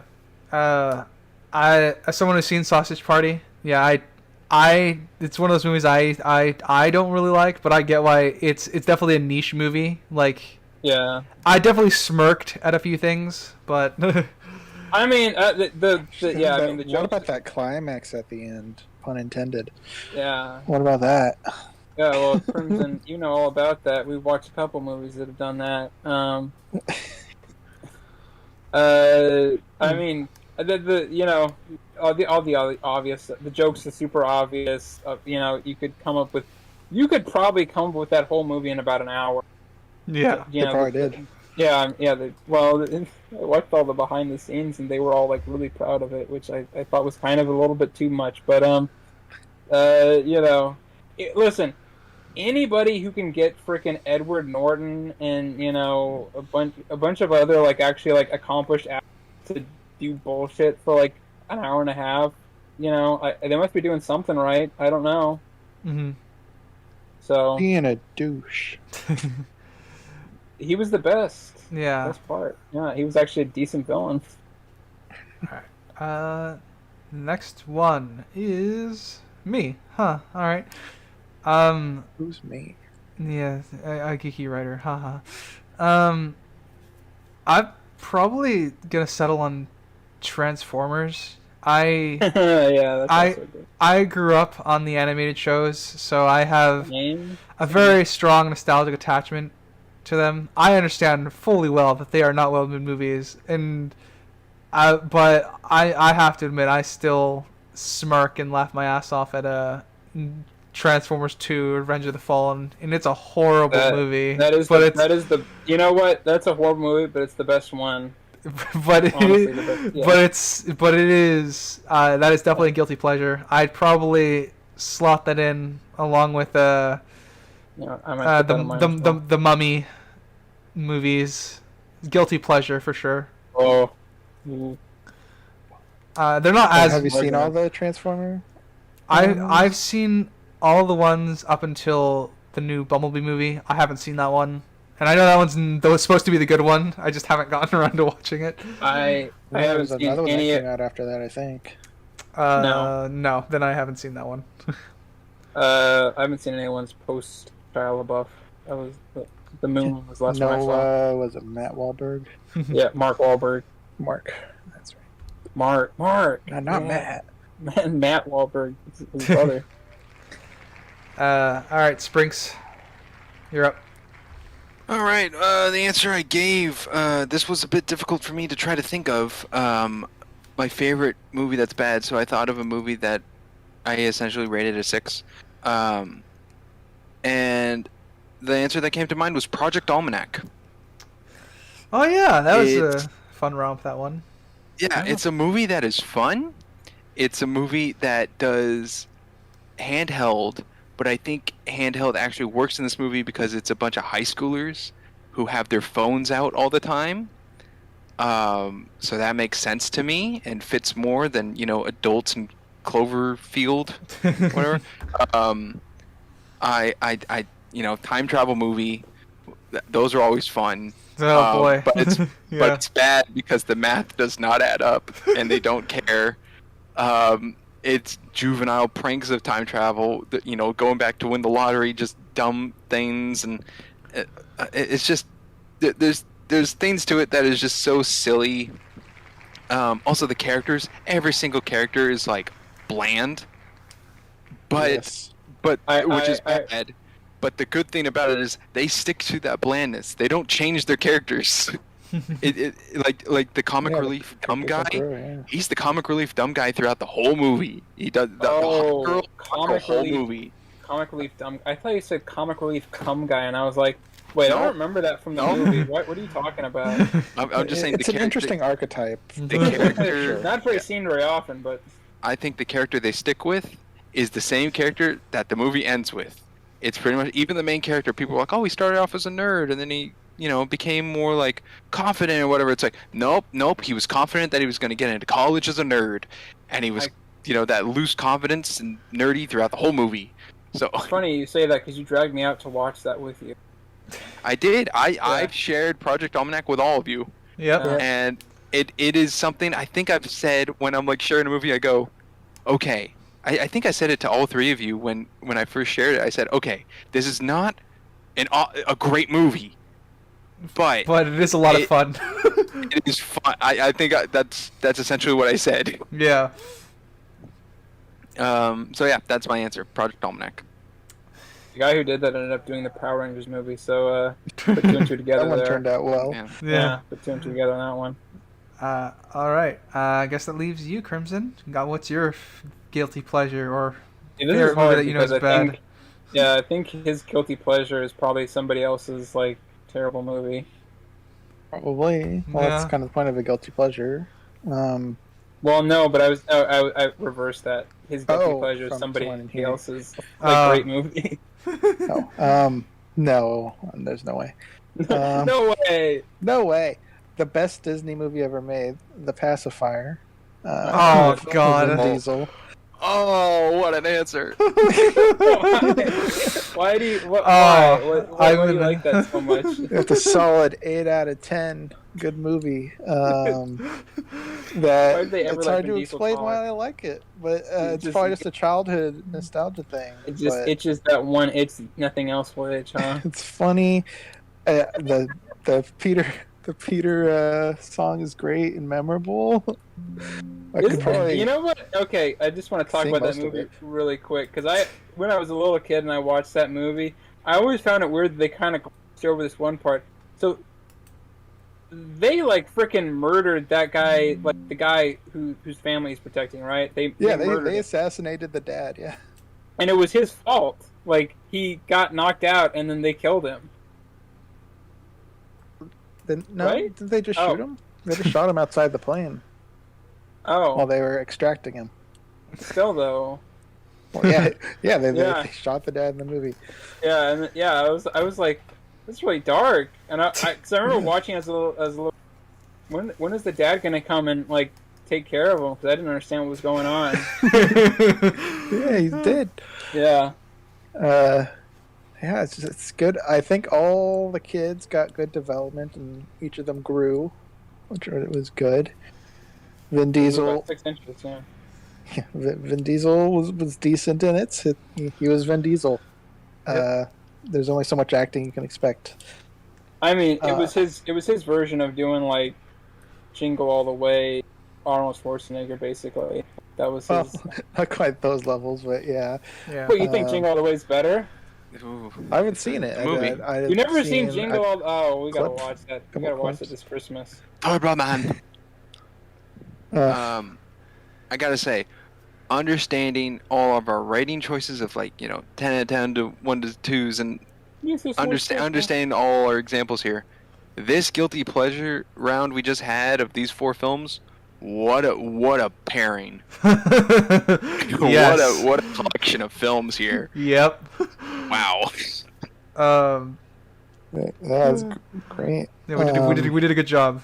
I suppose. And all of our opinions on film are immediately void. You like the pacifier? Yeah. Freaking heck. Why am I going to listen to these guys? Scott Jesus Pilgrim and Preston Richards must suck. Gosh. Yeah. Man, Did- freaking bring up your standards, Jesus. Yeah. I guess. I mean, I got more questions that I can delve into, but I think this is good enough if we want to call it here as well. How do you Yeah. guys? How are you all feeling? I mean, if you got good questions, If you got I'm more fine. questions, I'm I not mean, gonna okay, stop here's the thing though. We've been going for like almost 5 hours. Or 4 hours. No, Yeah. no. No, I'm looking. I'm looking at 3 the. hours. I'm We're looking at the down to almost timer. 3 hours. We've gotten We're through about 3 to hit questions. 4 hours. Yeah. I'm looking at the timer for live recording. We're not even at 3.5. Well, still though. You know what I'm just saying. Yeah. Don't even think about how long we spent right now. But then put it into context if we've gotten through 3 questions. Yeah, I know. And then- That's why I suggested it. But if you guys are willing, I got more. So If we can get, Look, do you think if we you got can get good through the ones- next Look, in like an I hour? just- That's what I'm. In case it hasn't come across yet, Ryder here was the one who came up with the questions for us to answer. And but don't worry, this is all gonna he's- get cut out. So there are, we've kind of known these questions and kind of pondered over our answers. But he also said there are random questions that he has not asked us. So I'm kind of excited what those questions are. Just do those questions and not Those do the on the other spot ones. ones that we do not know of. and also because I am the one that came up with the questions, I also tried to do. I did most of my stuff off the cuff because I felt that was the only way to make it fair. So everyone else gave far better descriptions of their rating scale than I did. But Well, I thought mine was decent until freaking Sinister and Spring Swing. yeah. Wow, I was not descriptive enough. Oh yeah, I know. Mine was pretty shit, and that's fine. Like I said, I tried to do mine off the cuff to trying to keep it balanced here because I did come up with It questions. works. Yeah, it works. It's a thing. It did a thing. All right, To answer your question, yeah, I'm fine continuing. all right. Draw it. Then Then I'm the odd man out. Well, I'll remember all this when you guys are gonna Oh, get put in the You said it was 5 hours. And I'm like, if we hit 5 hours, yeah, let's call it there. It's All right. 5 hours if we keep going. I know you guys. What are you talking about? We have like 14 questions. We've gotten All through right, let's 3. do- What planet do you think let's you're race on it. right now? I'm not saying we're gonna go. I'm not saying we're gonna get through all of them. I'm not saying we're gonna get through Okay. all of We them. only spent 2 hours talking about art. Okay, I mean, it could have That been is true. longer. What? Yeah, like I said, we might just get through one more. That's Fine. it. Like I said, I'm not Pick a good one, then. Pick a I'm good not one. expecting that we'll get to the rest of these. Uh, yeah. Well, actually, I think this is one I gave you guys. But what is your favorite medium for storytelling? Is it movies? Is it books? Oh, Video okay, games? That's That's an easy one. This is a quick, easy one. Yeah, this is a quick, Yeah. easy one. So, Well, we can get through 2 then. yeah. All right. Spin the wheel. Spin the wheel. Spin the wheel. This is a quick and easy. Yeah, we can do 2. When you're 2 hours, I'm in. All right. It did pick me once again. Awesome. All right.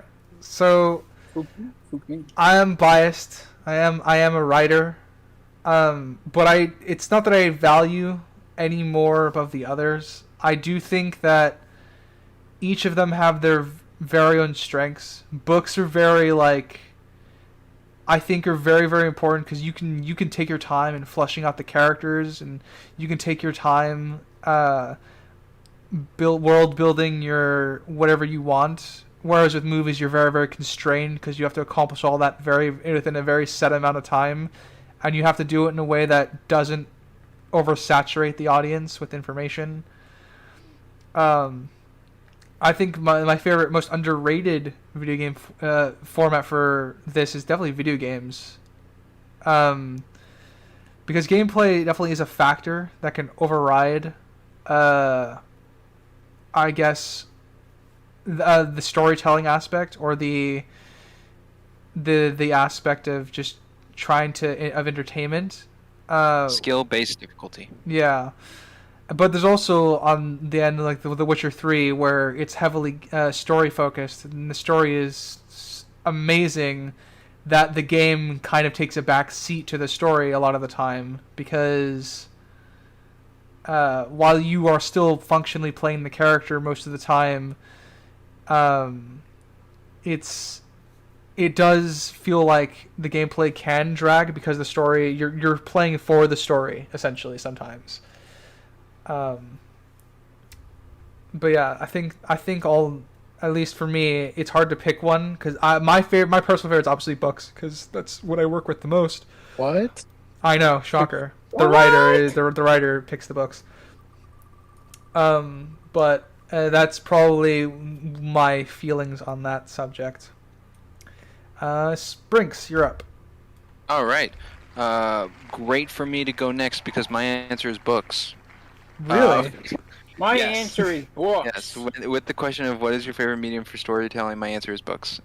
Because for a book or for a writing piece that is different than like a music or a film, TV show, video game, and anything, is when it comes to a book, you use your own imagination of what the description looks like, which is individual to each person. Mm-hmm. And everyone, like if everyone read something and everyone drew an image of it, everyone's image would look different. It would all have variables. It's like, oh, I thought this would look like this, and I thought this would look more like this, and stuff like that, which is why I think a book is the most imaginative and more engaging because you are the one thinking of building the world in your own head. Mm-hmm. Which following that, following books, my second answer would be single-player video games because of the sense of immersion. Yes, the setting and visuals is already made, and like this is how they want it to look, and sound and everything. But still, how you get to the end or how you get to the next step, even so, is decided by you and your choice. So it's still that immersion factor of you being more a part of the story. So that's my answer. Fair enough. What about picture books? Picture books? Yeah. That kind of it's still kind of the same of like if a visual is already shown, that kind of states in the form of film as well because it's already a made visual that you would look at, and then in your head would not be the same. I can say. Of course, people say when a movie is based off a book, it's worse than the book. I would say that. well, no, but a lot of people do say that, and unfortunately, that is ruined in a sense one of my favorites, which is Ready Player One, because I love the book so much. But after watching the movie, rereading the book, it is very difficult for me to remember what my own imagination created without thinking of what the visuals in the movie made. Yeah, I mean that's what it was like for me when I was trying to reread Lord of the Rings. The actors are the characters Yeah. in my head. All right, Sinister, you're I up. like also, yeah, I was gonna say I like how what Crimson said about that he just said the picture books to be funny, and then it Yeah. actually turned into a whole actual answer. Um, Yeah. Yep. I'll say probably I'll probably say films. I probably said it earlier, but I, I think films and storytelling is probably films or TV. Films or Yeah. TV. Like TV, you Uh, do get like a long form, yeah, an yeah, ability to tell a story and take your time with it, more yeah. so than you would with movies typically. Sorry. Yeah. No, that's not what I'm gonna touch on. Like because it combines a lot of different stuff that can emphasize a story and granted, you can do it in other forms as well, or in the individual. And it also works great, like what Spring said with, books, you create your own world. And I do like that aspect of books, but I also like it when it's kind of helped up by, a good soundtrack, a good score, a good, good, visuals and everything. And granted, sometimes that can be very limiting to, somebody, especially if it's an adaptation. Um, but I think the best stuff actually informs you and influences you and inspires you to do something like it, or or in practice of. And probably second to that, I think would probably like video games and stuff, because you put yourself into the story, which is I think what we all want. We would all love to be, in probably some form of Lord of the Rings or form of Star Wars or something, and that's like the best part of like those worlds, is that you just want to be in them and see them and explore Yeah. them, no matter how. And that's the cool thing what you can do with video games is you can actually, as you can The get as close immersion. as you're probably Yeah. gonna get, and so I think both are probably my favorites. And Crimson. Well, it's going to shock you. Books. That's not true. TV shows Yeah. is my go-to medium for storytelling. Because similar to what you said earlier in this podcast, hours ago, about how you could have a terrible story but good characters, raising the level of the film or whatever situation. And if you find a TV show that's got characters you really love, then you get to spend a lot of time with those characters instead of 2 hours or 8 if it's like a franchise Yeah. with those characters. So I very, very much value time with characters, which TV shows is where that's at. Yeah. I mean, And they... Shoot, I just had a point and it disappeared immediately. Freaking nonsense. I mean, Well, different point to what I was about to say. Like for Big Bang Theory, I liked the characters, but later down the line, they were not the same characters anymore. Yeah. The nerds were no longer nerds. They were chick magnets and all that nonsense, and it didn't feel the same. So the show was not my alley anymore, and I dropped it. So Like a hot bag of rocks. kind of in that vein, Doctor Who is one where I really valued the characters for a long time, just because you do get to spend lots of time with the Doctor and his companions, and there's definitely a level of attachment that you can gain from that for sure. I forgot.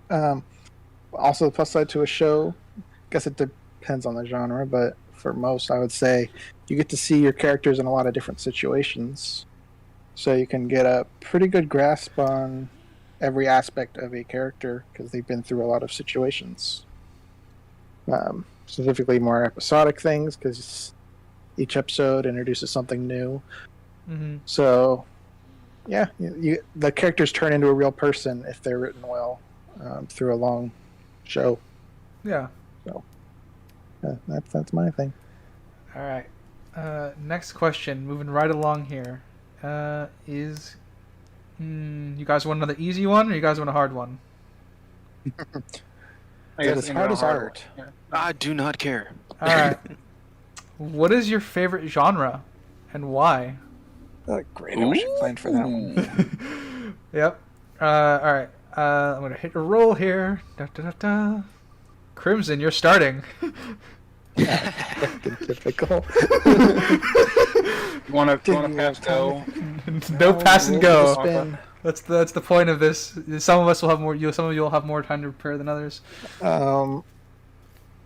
Well, I like sci-fi. Sci-fi is pretty good.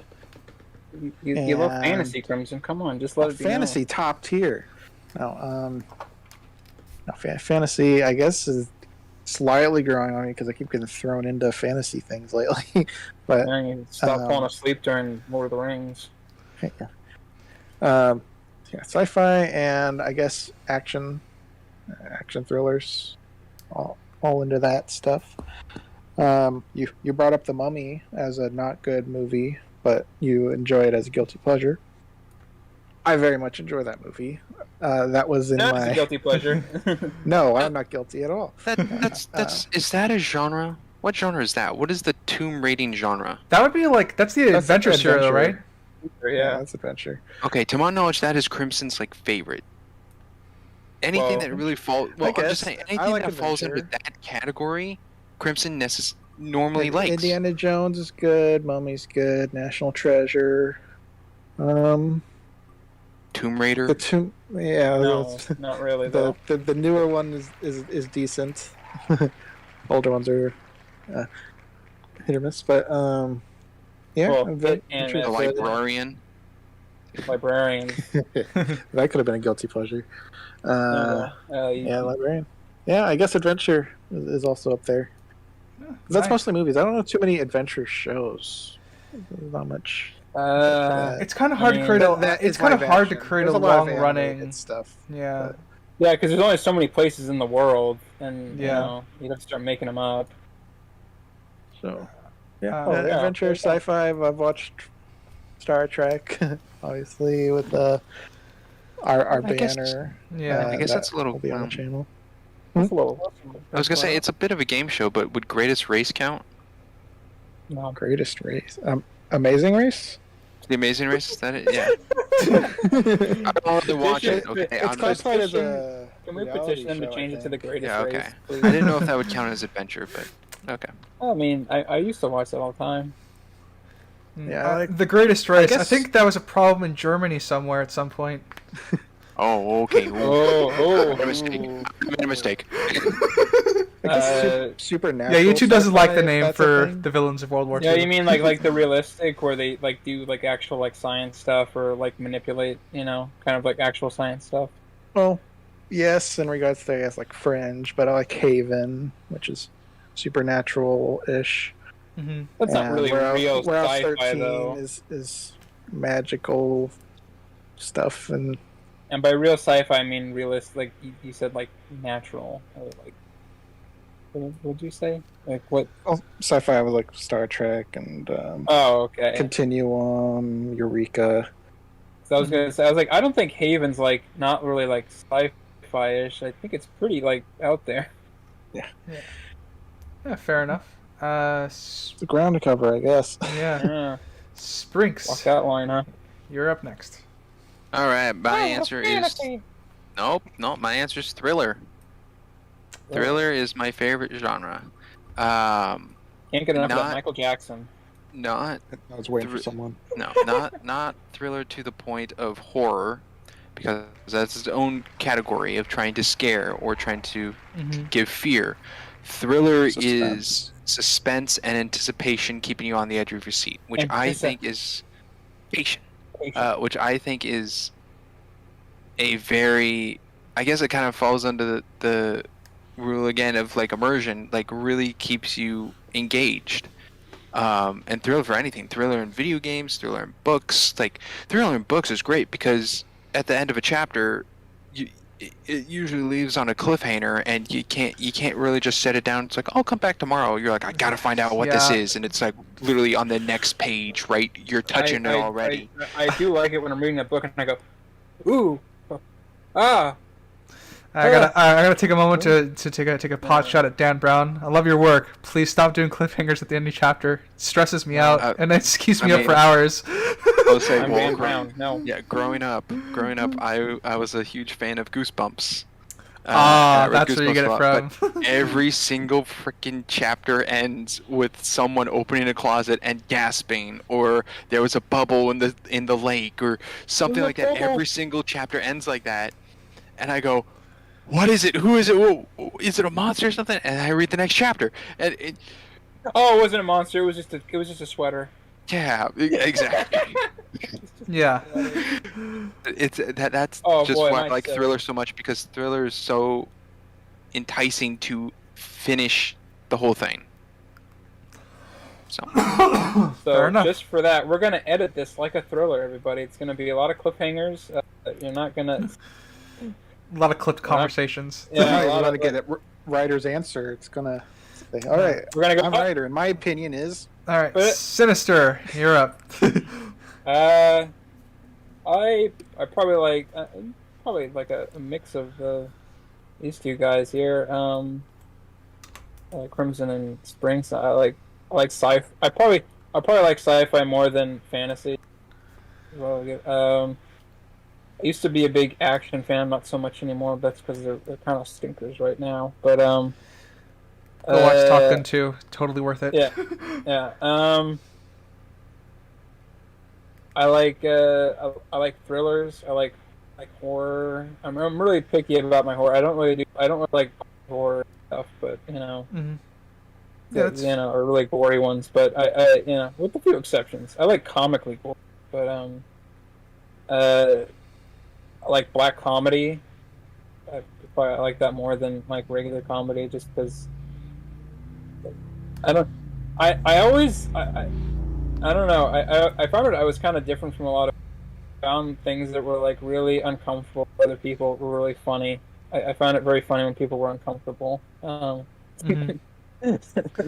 And that's the black comedy is most of that, and that's most of my family is really into like kind of laughing at some dark stuff. Not not uber dark, but find the light side of anything. I guess I have to ask what you think of Rick and Morty then. I like it. All right. I and then he's probably more into it now than I am. That's probably fairly safe to say, even though he didn't finish all of season 5.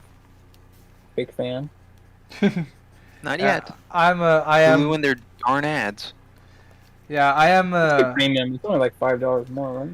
I am a season, I think, behind Rick and Morty as well. I have to catch up. I like it. It's definitely not as I don't want to say because their fan base is say toxic. Don't want to say it's bad, but it's definitely not. I don't think I like it as much as I first started watching it. Even though there's definitely some. I think this last season I like probably almost as much as some of the earlier ones, but. If you don't like Rick and Morty, you're dumb. If you don't give me Szechuan sauce, I'm gonna burn down your building. Well, that seems like a really overrated, over the top response. If you don't give me a $2 thing, I'm gonna be really mad. Yeah. But no. So I kind of like that was definitely they played into me. Rick and Morty was definitely like I felt like it was made for me because I was really into sci-fi and black comedy and all that kind of stuff. It was a nice marrying of those genres for sure. Yeah, and I like the playing to 80s stuff, or it's kind of what I was brought up on. But and I like horror. I really enjoy I like the '80s horror stuff and the '90s horror stuff probably more than most of the newer stuff because the newer stuff looks too real and I don't like it. It's not as cartoony. Yeah, fair enough. So I like you like Evil... the cheese more. I like kind of the cheesy stuff. I like Evil Dead. I like all of Peter Jackson's horror movies. Those are all. You know, Cronenberg is a little bit. I like some of them, but not all of them because he's the really big body horror guy. I like Gremlins a lot. You know, I'll probably go on and on and on, but yeah. And of course, I like my National Lampoon comedies and that stuff, and my comedies and what have you. But yeah, probably mainly black comedy, sci-fi, some thrillers, and yeah, it's fair psychological enough.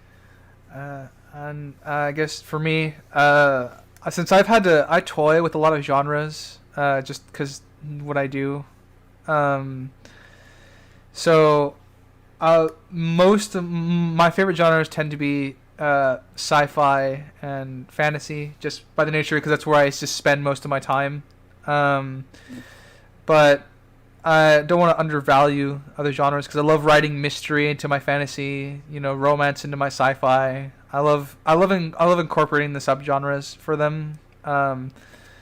But if my two favorites are probably going to be sci-fi and fantasy, just because I like to use them as coding, and I also tend to like them as coding for other things in other entertainment as well. All right, next question. No one into rom-coms.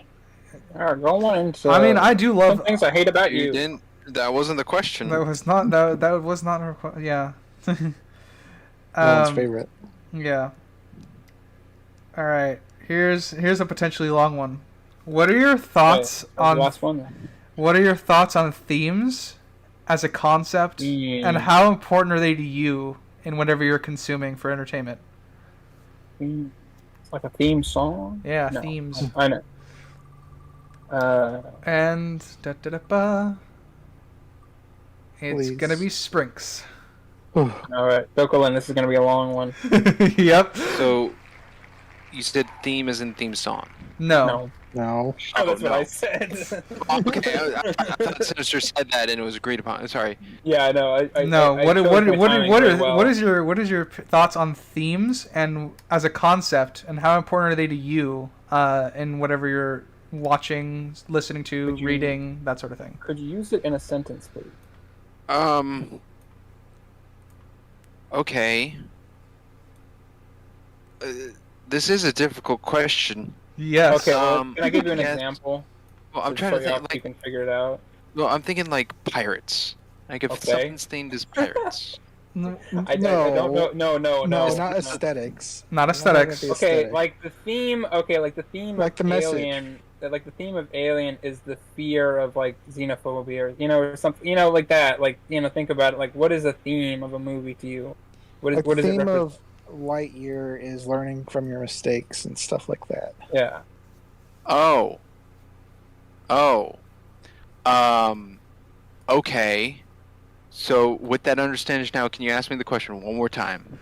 All right. What is the theme? What are your thoughts on themes as a concept, and how important are they to you, as someone who's experiencing the movie story? Okay. Yeah. Okay, got it. Themes as a concept is fine. It's kind of a structural grasp of understanding of like a tagline of sorts. That show a message of kinds. To me, I don't care about it in the slightest. It is not something that ever crosses my mind of whatever it is I'm viewing. Mm-hmm. It is something that can be brought up later in discussion, I suppose, of like, objective. It's like, oh, well, don't you understand? That was like David and the Goliath. It's like, okay, it was like David and the Goliath. That does not mean I'm going in watching this as if it is David and the Goliath. I'm just. But it is. Sure, fine. It does not ever come across my mind. I'll say that. So you say that, but it's probably in like every single movie. The three of you just had to explain to me twice the understanding of a theme. What? to get 'Cause me you to thought of like understand, oh, three that is different something things. I never think about. Well, yeah, it's also because you thought of like all the different meanings of the word theme, and then chose like the two wrong ones. I guess so. Yeah, Two of the wrong ones. Music Yeah. and pirates. yeah. I mean, that was my. I could talk about those, but the way you explain it, it's like, yeah, that's just something I don't never crosses my mind. Okay. So Like I that, said, that's You just might not- okay, but that's I just mean, that's you don't just think about it. That's fair, but it's I'm not. I know it's on my turn, but I'm just. It's in like every movie. yeah, Like no, but like oh, if yeah. but the point is we're Yeah. bringing all our perspective. If that just doesn't that if that doesn't cross his mind, that's just fair. that's just I'm him. saying it's Yeah. fair. I'm just surprised that it. Yeah, like I'm actually a bit surprised too. Yeah. I do not come out of a movie and go, you know what that was? That was Noah's Ark. It's like no, no. No, that was Jurassic World 2. All right. Crimson, you're next. Oh boy. Okay. Well, it probably won't be as long as we would think. But themes, well, I'm fine with them being in movies, but if they're like over the top, like in your face, to the Can point you where give it's some annoying. examples, please? Falcon and Winter Soldier. Oh, how did I not know that was Could going to have happen? guessed it. I could have Yeah. guessed it. Racism, which is fine to talk about in movies, but they just beat it over the head to an annoying degree. And that's when themes can get problematic for me, is just when they just beat you over the head with it over and over. Mm-hmm. But Lightyear did the same thing. They kept bringing up mistakes. I'm like, I get it. Okay, you don't have to spell it out. So when they're subtly there and you notice it in reflection, kind of like how Sprink said it, like something you think about later, then I like that. But if they're beating you over the head with it constantly, and that's all you're being told throughout the movie while you're watching it, I think it could take away from a lot of the story as a whole. Mm-hmm. I think so, do you? I do think that. Hmm. So, yeah, I guess that's my stance on it. Yeah, fair enough. Sinister, you're up.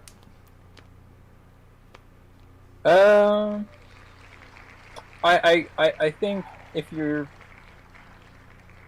gonna make like a message film of some sort, or you want to have like maybe a complicated idea get across, I think a theme is a good way to go. Mm-hmm. To kind of consolidate it a little bit more. I can't really think of, like just off the top of my head, I don't really think there's been a movie that I've seen that's not had a theme of some sort. Probably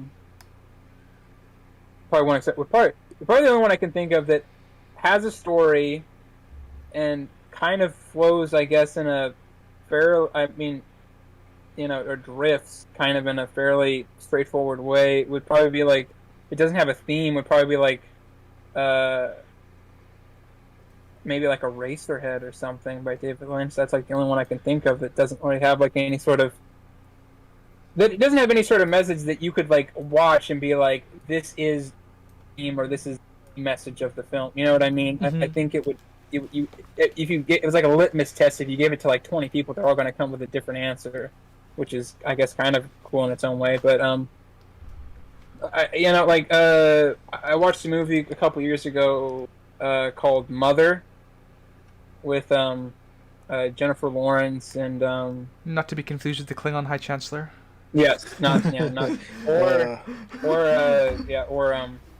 the Nintendo game, but and I can't remember the other guy in it, but I also really like him a lot. And I was watching it with somebody, and it was kind of like psychological, kind of like weird, out there movie kind of thing. And it just kind of came across like crazy and all this other stuff. And then at the very, like, after I finished it, was kind of went through and they were like, no, all the symbolism, everything, it's all religious. All the the crazy stuff, it's all about like religion and everything. And I did not see that at all when I was first viewing it. And then, of course, when I went back, I couldn't not see. You know what I mean? Yep. Yeah. That's the reflection post-watch. Yeah, and so once I had that those little that little viewfinder down, I could see it all and it made sense. So how important is it? I don't know. I don't know, and I think it's more. I don't think like, how do you personally value it? Like, is it important to you? not all that much. I mean, any like story that I think I've ever worked on, I don't know if I intentionally went in. But granted, as we're story driven creatures, so anything we put out, even without trying, has some sort of theme in it, right? Regardless, unless we're purposely trying to, cut it out in some way. So I don't think I've ever sat down and be like, oh, this is going to be my, my resurrection, story thing, or something like that. I'm not thinking about it in that way, but I do think though, because but like I said earlier, we look for that. We look for that stuff, and even if we're not, purposely doing it, we're seeing it in some form or another. So it must. If it's in so many things, I think it has to be important and at some level, and it must be, and to me probably, I think it holds a place, but I don't know if I purposely, would give the theme of a movie to anybody who was asking for it. Now we have the writer who will probably hold themes up to a high esteem. I think themes are funny. I think themes are very individual as well, much like I find artwork to be. Because I think themes are important in storytelling. But themes are what ultimately the individual will take away from an artwork, and that's completely subjective. So there are clearly also intended themes that movies try to give off or stories try to give out, and there are also unintentional ones where this will be very important to a very, very specific audience member. I have a very specific attachment to an anime because I discovered something about myself because I picked up a message that wasn't necessarily there for anyone else. It was a theme that I found to be very important to the story, and thus shifted my perspective of it. But there's the other side of it where themes have been used in the last few years to justify really, really poorly written scripts, where people claim that the themes are the reasons that this movie is good or this show is good, and themes by themselves, because they're super subjective, I don't think really have a basis when it comes to trying to analyze a story. So how important themes are to me, I value them when they are important to me, and I don't value them when they're not. It's just because they're very individualized in that sort of nature, and they typically don't factor in when I'm trying to analyze a story. They'll add, for me, a theme is supposed to be icing on the cake. It's supposed to be the culmination. It's not supposed to be like the story itself. It's supposed to be a facet of the story, something that makes something good and turns it into great, because the theme is interwoven so well into the story. Yeah, so themes. I couldn't agree more with the whole today themes are used as an excuse for bad writing just because it covers something specific. Well, because they, again, I think it's because they're writing to the theme, and I think generally they're going with the idea that we have to have a theme here, and we're going to write to this theme. And I think that does tend to make for bad writing because you're really restricting yourself way too much. Using a theme as the blueprint for your story is a terrible idea. However, theme is something that can be incorporated once you have your blueprint done, because you can.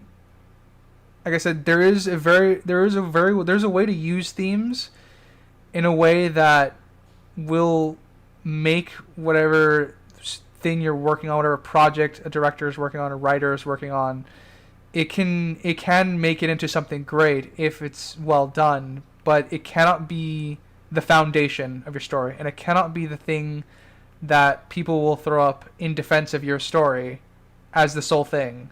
Because if it is, that's typically the sign of a poorly written script or story.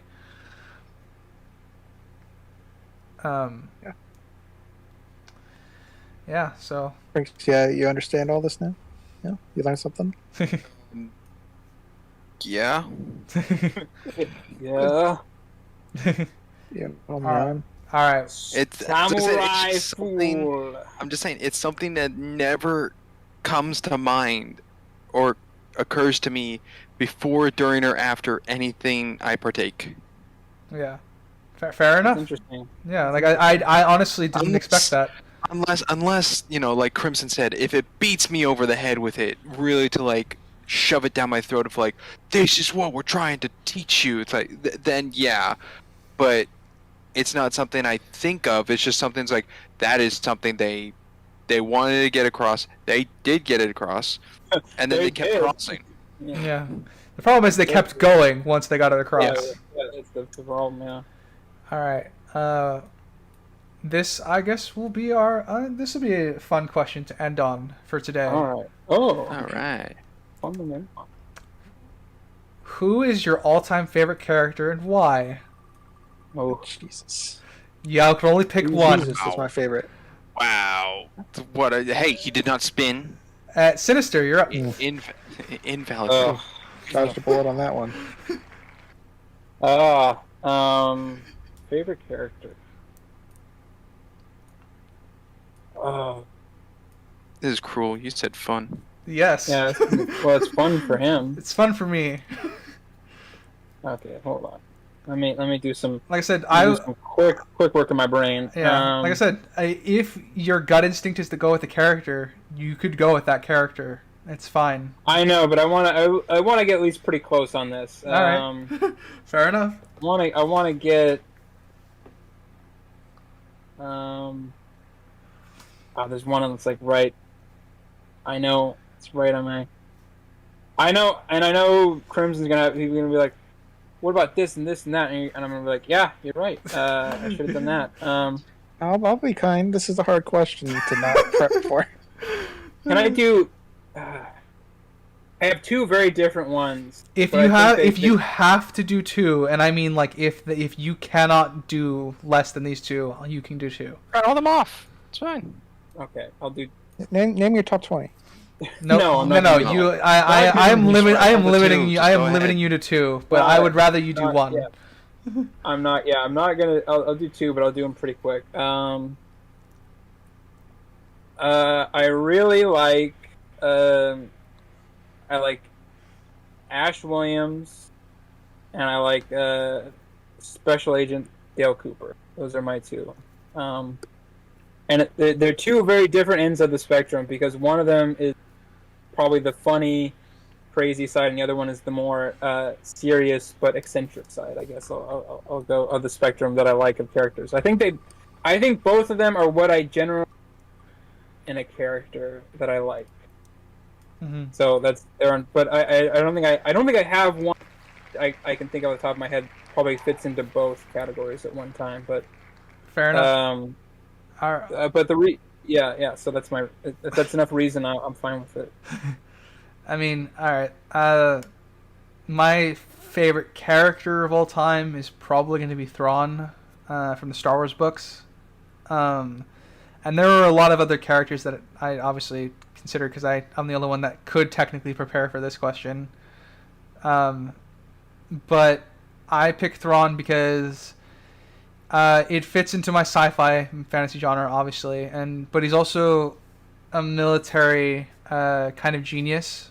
And one of the quirks that I really love about this character is the way he figures people out is he looks at their artwork, and the artwork gives him clues to figure out who the people he is fighting are, and therefore from there he's able to deduce a military strategy in order to beat them. And I found that highly fascinating because it's an exemplified version of know your enemy in order to beat them. And that's why I really love Thrawn as a character. And it hurts me to pick the one, but I am going to pick just the one. So, Crimson, you're up. I hate this question because I usually don't pick favorites of anything. This would have been a great question to have prep time for. Yeah, but this is I'm sure, Oh, but I did this on purpose. This one was one I wanted to spring on you. I know you did. Far too many. Come on, Crimson. What I'm about? tense. Come on. Think about the Mummy. Yeah, that crossed my mind. I like him, but as a character, he's not very complex. I'm trying to make a balance here. I'll say Samin Shah. Ooh. Because Samin Shah. she's such a unique character with the access to personality disorder. I haven't seen that in any other character before, where she's like emotionless, but and it comes off where there is a layer of emotion underneath, but she still looks emotionless. It's a good balance by the actress to balance that disorder for the character. So I'll say that just because it's well-rounded and unique. All right. Sprinks. All right, I am so glad I did not get to go first because my answer would probably been way worse. But my answer is Bruce Wayne. Anything? Which one? Yeah. No, funny. See, there's a reason why I said Bruce Wayne and not Batman. He does Well, cover there's a lot of lot. different Bruce Waynes. Yeah, no, there does cover a lot of ground with that one, so good choice. Yes. I do If not. I said Batman, that could have been anyone who portrayed Batman, and that's not what I meant. Yeah, and now because I have to ask a follow-up question for you specifically, Of course. who is your favorite version of Bruce Wayne? Or If I clarify, it's Anything. gonna be It could be harder. comics. Could be Anything? comics, show, I anything. mean, yeah. Anything? Yeah, Yep. I knew saying that would trigger one of you. Trigger both of us. Kevin Conroy. Yeah, that's a fair but pick. Specifically, which Kevin Conroy? The Arkham games. As long as Kevin it's not the Batwoman Kevin Conroy that we got. No. I would say that. No. Still, Isn't he, probably like- the best part about that, but no. Yeah. Like, Bruce Wayne's only in like 15 minutes technically if we're getting technical with it. Yeah, well, Yeah, something like But that. yeah. I'm just I saying will like say- the personality is not really personality. the Arkham games, Kevin Conroy. It's a good pick. Okay. All right, yeah. That is our episode 0. I felt like we all defined things about each other, and we got to. we defined. Oh yeah, spent a feel like- lot of time diving into art. That's what we did. I hope. Yeah, I I feel really like I've hope learned you new stuck levels of around art. to the end, and because if you thought this was just going to be art after the first hour and a half, Don't worry, this is gonna get cut up into bits, and it's gonna be easily digestible. And in theory. But yeah. And until next time, I've been a geeky writer. I've been Crimson Maroon. I've been Sinister Boy. I'm Sprinks. Catch you all in the